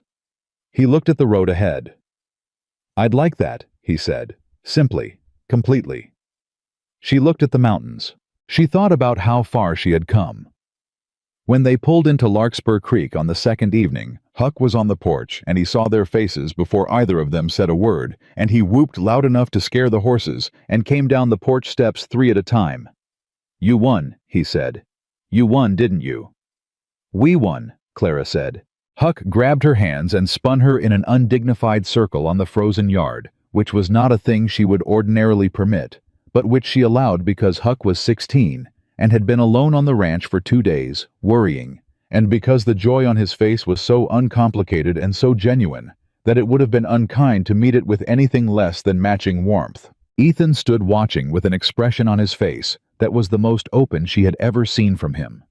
Not the almost smile, not the careful almost, but the real thing, full and unguarded, a man who has been handed back something he thought he might lose, and is not yet sure he believes the weight of it in his hands. Clara looked at him over Huck's spinning and laughed. She could not remember the last time she had laughed without thinking about it first. It came out of her clean and clear and real, and Ethan heard it, and he smiled fully, completely, the lights all on, and Huck finally let her go and looked between them with the dawning expression of a boy understanding something. "Miss Clara," he said. "Yes, Huck." "Are you going to stay?" She looked at Ethan. Ethan looked at her. "Yes," she said. "I'm going to stay." The creek ran on, in the dark beyond the fence line, cold and quick and certain, exactly where it had always been, exactly where it would always be theirs. The way a thing is yours, when you have fought for it honestly and won. Winter set Larkspur Creek. The way it always did. completely without apology. The kind of cold that made every small warmth matter more than it had any right to. But the ranch that winter was not the same ranch it had been the previous November. The difference was not dramatic. It was not the difference between ruin and prosperity, not overnight transformation, not the kind of change that announces itself with ceremony. It was quieter than that, and more permanent, the difference between a house where someone lived and a home where people belonged to each other, and the gap between those two things was everything. Clara felt it in the mornings first. The specific way the kitchen had rearranged itself around two people's habits instead of one man's solitary routine. The coffee measured by her hand, the cinnamon that had appeared in the tin beside the stove and stayed there, the account books on the corner shelf, with her notations running alongside Ethan's older figures in different colored ink, two people's thinking laid side by side and holding together. Huck felt it too, though he would not have said so in those words. What he would have said and did say to the farrier's boy in Millward was that the ranch felt like it had stopped waiting for something. The week after they returned from Casper, 2 letters arrived on the same day. The first was from Pryor. The territorial attorney's office had formally opened an investigation into Benjamin Alderton's land acquisition practices. 3 additional ranching families along the creek had already come forward with documentation consistent with the pattern Clara had identified. Pryor's letter was brief and factual, but at its close he had written, "The groundwork your client laid was indispensable.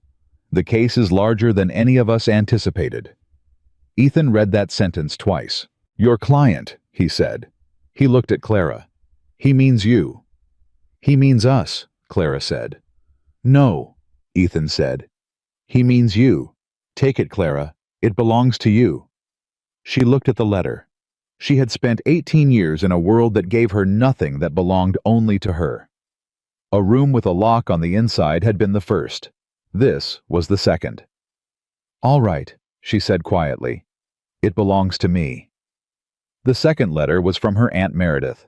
Clara opened it at the kitchen table after Ethan had gone back out to the barn because she wanted to read it alone the first time and not manage anyone else's reaction to her own face while she did. Meredith wrote the way she did everything carefully, a little stiffly, with the compressed quality of a woman who had been trained to keep her feelings subordinate to propriety. She had heard from the neighbor of a cousin that Clara had married out west. She hoped Clara was well. She hoped the man was decent. She did not apologize for anything specific, but the letter contained in its careful formality the shape of an apology. All the words arranged around the thing that wasn't said, like furniture moved to hide a damaged floor. Clara read it 3 times. Then she set it down and sat with it. She did not feel the things she had expected to feel. There was no triumph in it, and no particular wound either. It was simply a letter from a woman who had not known how to be kind, and was reaching now from a distance that made kindness easier, in the only way she apparently knew how. She wrote back that afternoon. 2 paragraphs. She was well. The man was decent. She wished Meredith the same. She sealed the letter and did not read it again. When Ethan came in that evening and saw the sealed envelope on the table, he looked at her face and said nothing for a moment. Then he said, "Everything all right?" "Yes," she said, and meant it. He looked at the envelope once more and then let it go, because he had learned in 5 months that Clara Whitmore processed things fully and then set them down, and that the most respectful thing you could do for that quality in a person was to not make them pick the thing back up again before they were ready. She loved him for that. She had not yet said so out loud. December moved through its short days, and the ranch work contracted around the cold, the way it always did, intensive in different ways than summer. The constant management of warmth and feed and shelter. The particular vigilance of keeping animals alive through Wyoming winter. Clara had learned the rhythms of it by now, the physical grammar of a mountain ranch through its hard season, and she moved through the work with the competence of someone who has stopped performing adequacy and started simply being it. She also started teaching Huck to read accounts.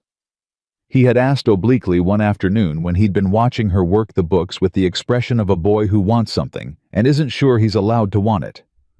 "You think you'd want to run your own place someday?" she had asked without looking up. "Maybe," Huck said, "if I knew how."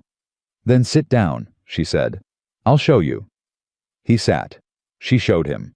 Ethan found them at the table an hour later, Huck's tongue between his teeth in concentration while he worked through a simple column of figures with Clara's voice directing him from 2 feet away, patient and precise, giving him enough to keep going, and not so much that he stopped thinking for himself. Ethan stood in the kitchen doorway and watched for a long moment, and Clara did not look up because she knew he was there, and she also knew he needed that moment without her seeing it, the way some things were too full to be witnessed without losing some of what made them true.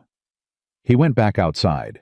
He came in for supper with sawdust in his hair and the look of a man who has decided something. After Huck went to the bunkhouse, he sat at the kitchen table and said, "I want to ask you something." "All right," Clara said. "The circuit preacher comes through in February," he said. "Grantham. He's been coming to Larkspur Creek for 8 years, and he's an honest man, and he doesn't ask more questions than necessary." He paused. "I'd like you to consider it." Clara set down her cup. She had thought about this. She had thought about it more than she'd admitted to herself in the spaces between other thinking. In the early mornings when the ranch was quiet and she could hear the creek under its ice and the specific sound of Ethan's boots on the floor above her coming awake. "I'd like you to ask me properly," she said. He looked at her. Something in his face shifted. Not surprise, not uncertainty, but the recognition of a man who understands that a woman who has been given very little her entire life has the right to ask that the important things be done right.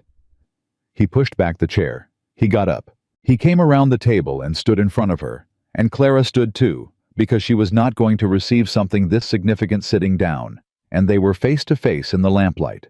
The kitchen around them with its account books, and its coffee tin, and its cinnamon, and its 2 cups from 2 people's mornings. All the evidence of a life that had grown itself here without either of them entirely noticing until it was already real. "Clara Whitmore," he said. His voice was low and completely steady. "You came to Wyoming with 12 pounds of belongings and changed everything about how I understand what this place was for. I am a better rancher and a better man and a less lonely person than I was before you sat down at that kitchen table with my account books. I would like very much to spend the rest of my life finding out what else you're going to figure out that I missed." He paused. "Will you marry me? For real? Because you want to." The last 3 words were the ones that mattered. Because you want to. Not because the advertisement said so. Not because the train ticket was already paid. Not because there was no other option or the alternatives were worse. Because she wanted to. Her choice made with full information, in full freedom, with her eyes open. She had crossed half a continent for the possibility of that.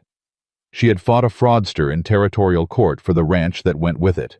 She had pulled this man out of a blizzard and sat with him through a case that could have gone wrong and learned to ride and learned this mountain and learned the particular way he said her name when he meant more than the name. "Yes," she said. "I want to." He exhaled a long, slow, complete breath, the breath of a man releasing something he had been holding very carefully for a very long time. His hands came up and held her face the way you hold something you have been afraid you might lose, and he kissed her once, simply, with everything he was and everything he had not known how to say in 5 months of kitchen tables and blizzards and creek water and account books and the specific almost smile that wasn't almost anymore. Then he rested his forehead against hers, and they stood like that in the lamplight and the cold and the quiet, and neither of them said anything, because everything that needed saying had been said, and what was left was simply the being there, which was more than enough. Huck, who had forgotten his hat and come back to the kitchen door, looked through the glass, turned immediately around, and walked back to the bunkhouse with a grin on his face that lasted through breakfast. I didn't say anything. He didn't have to.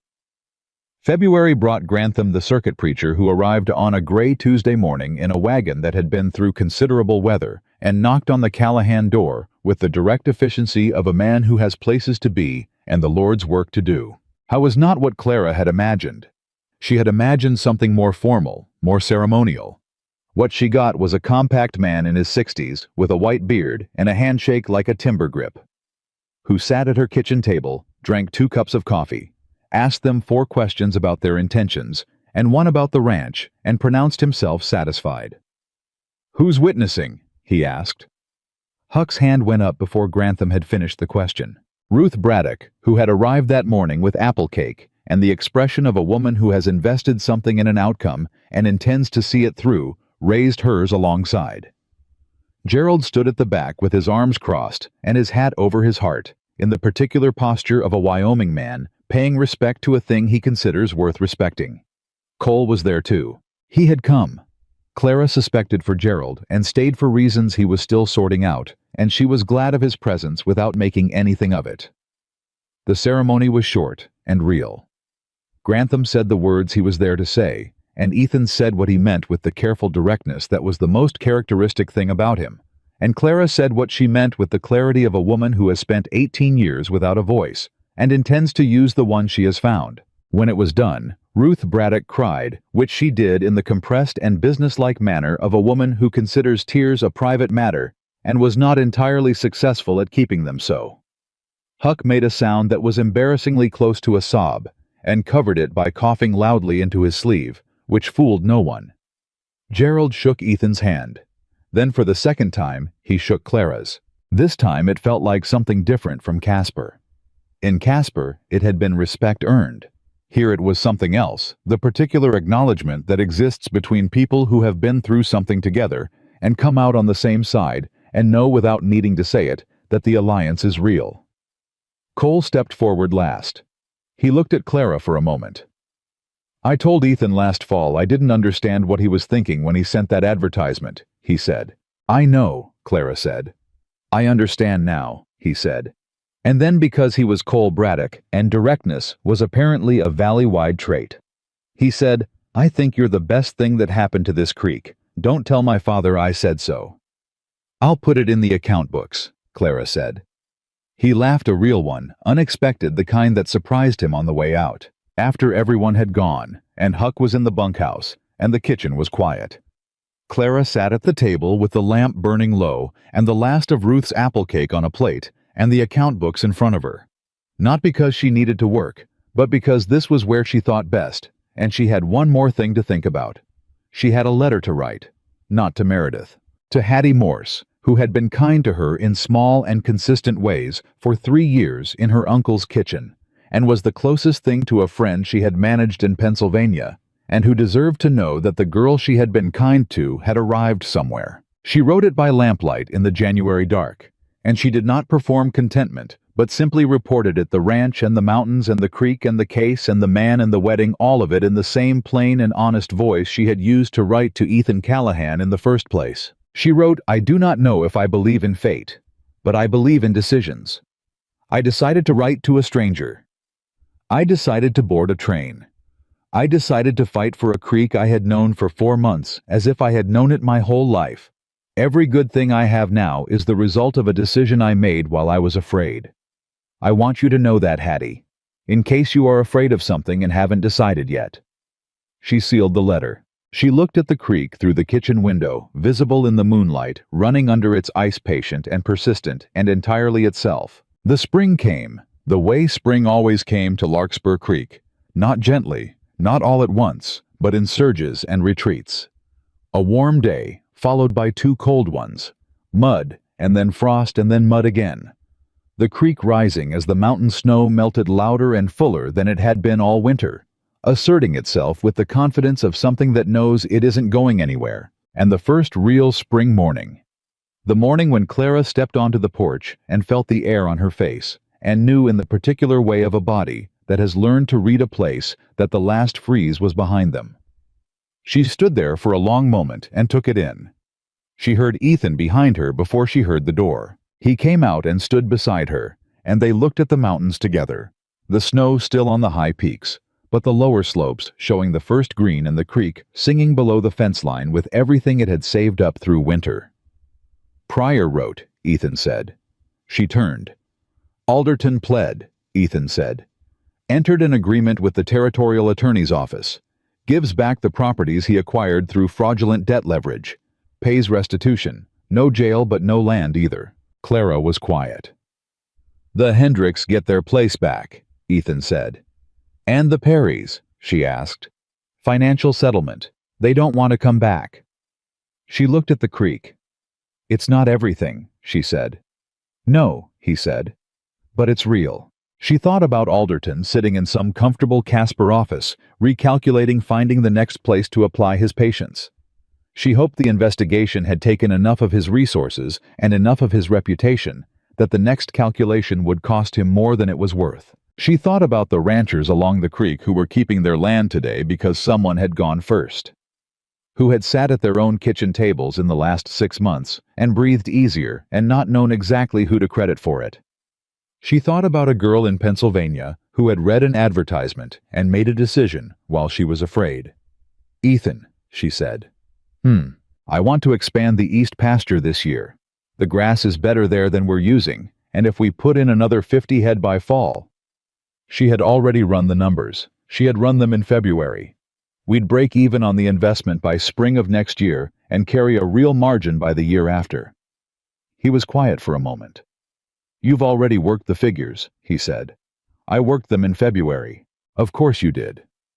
But his voice held everything the words didn't: warmth and certainty, and the specific tone of a man who is genuinely glad of the person beside him, not in spite of who she is, but because of it completely and without reservation.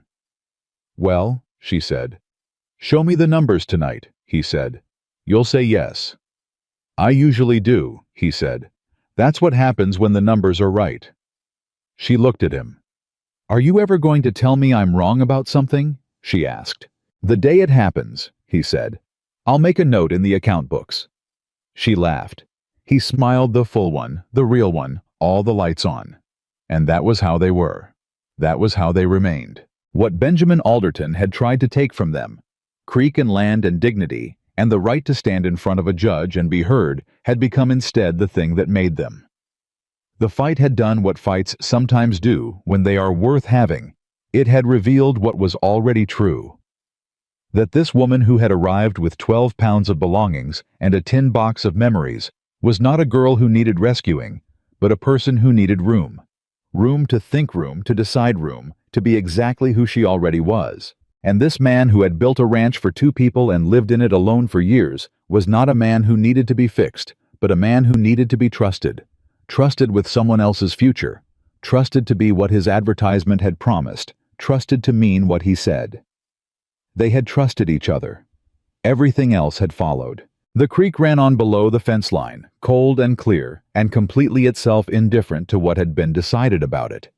In warm rooms and cold courtrooms, the way water always is moving forward, because that is simply what water does, without ceremony, without hesitation, without looking back.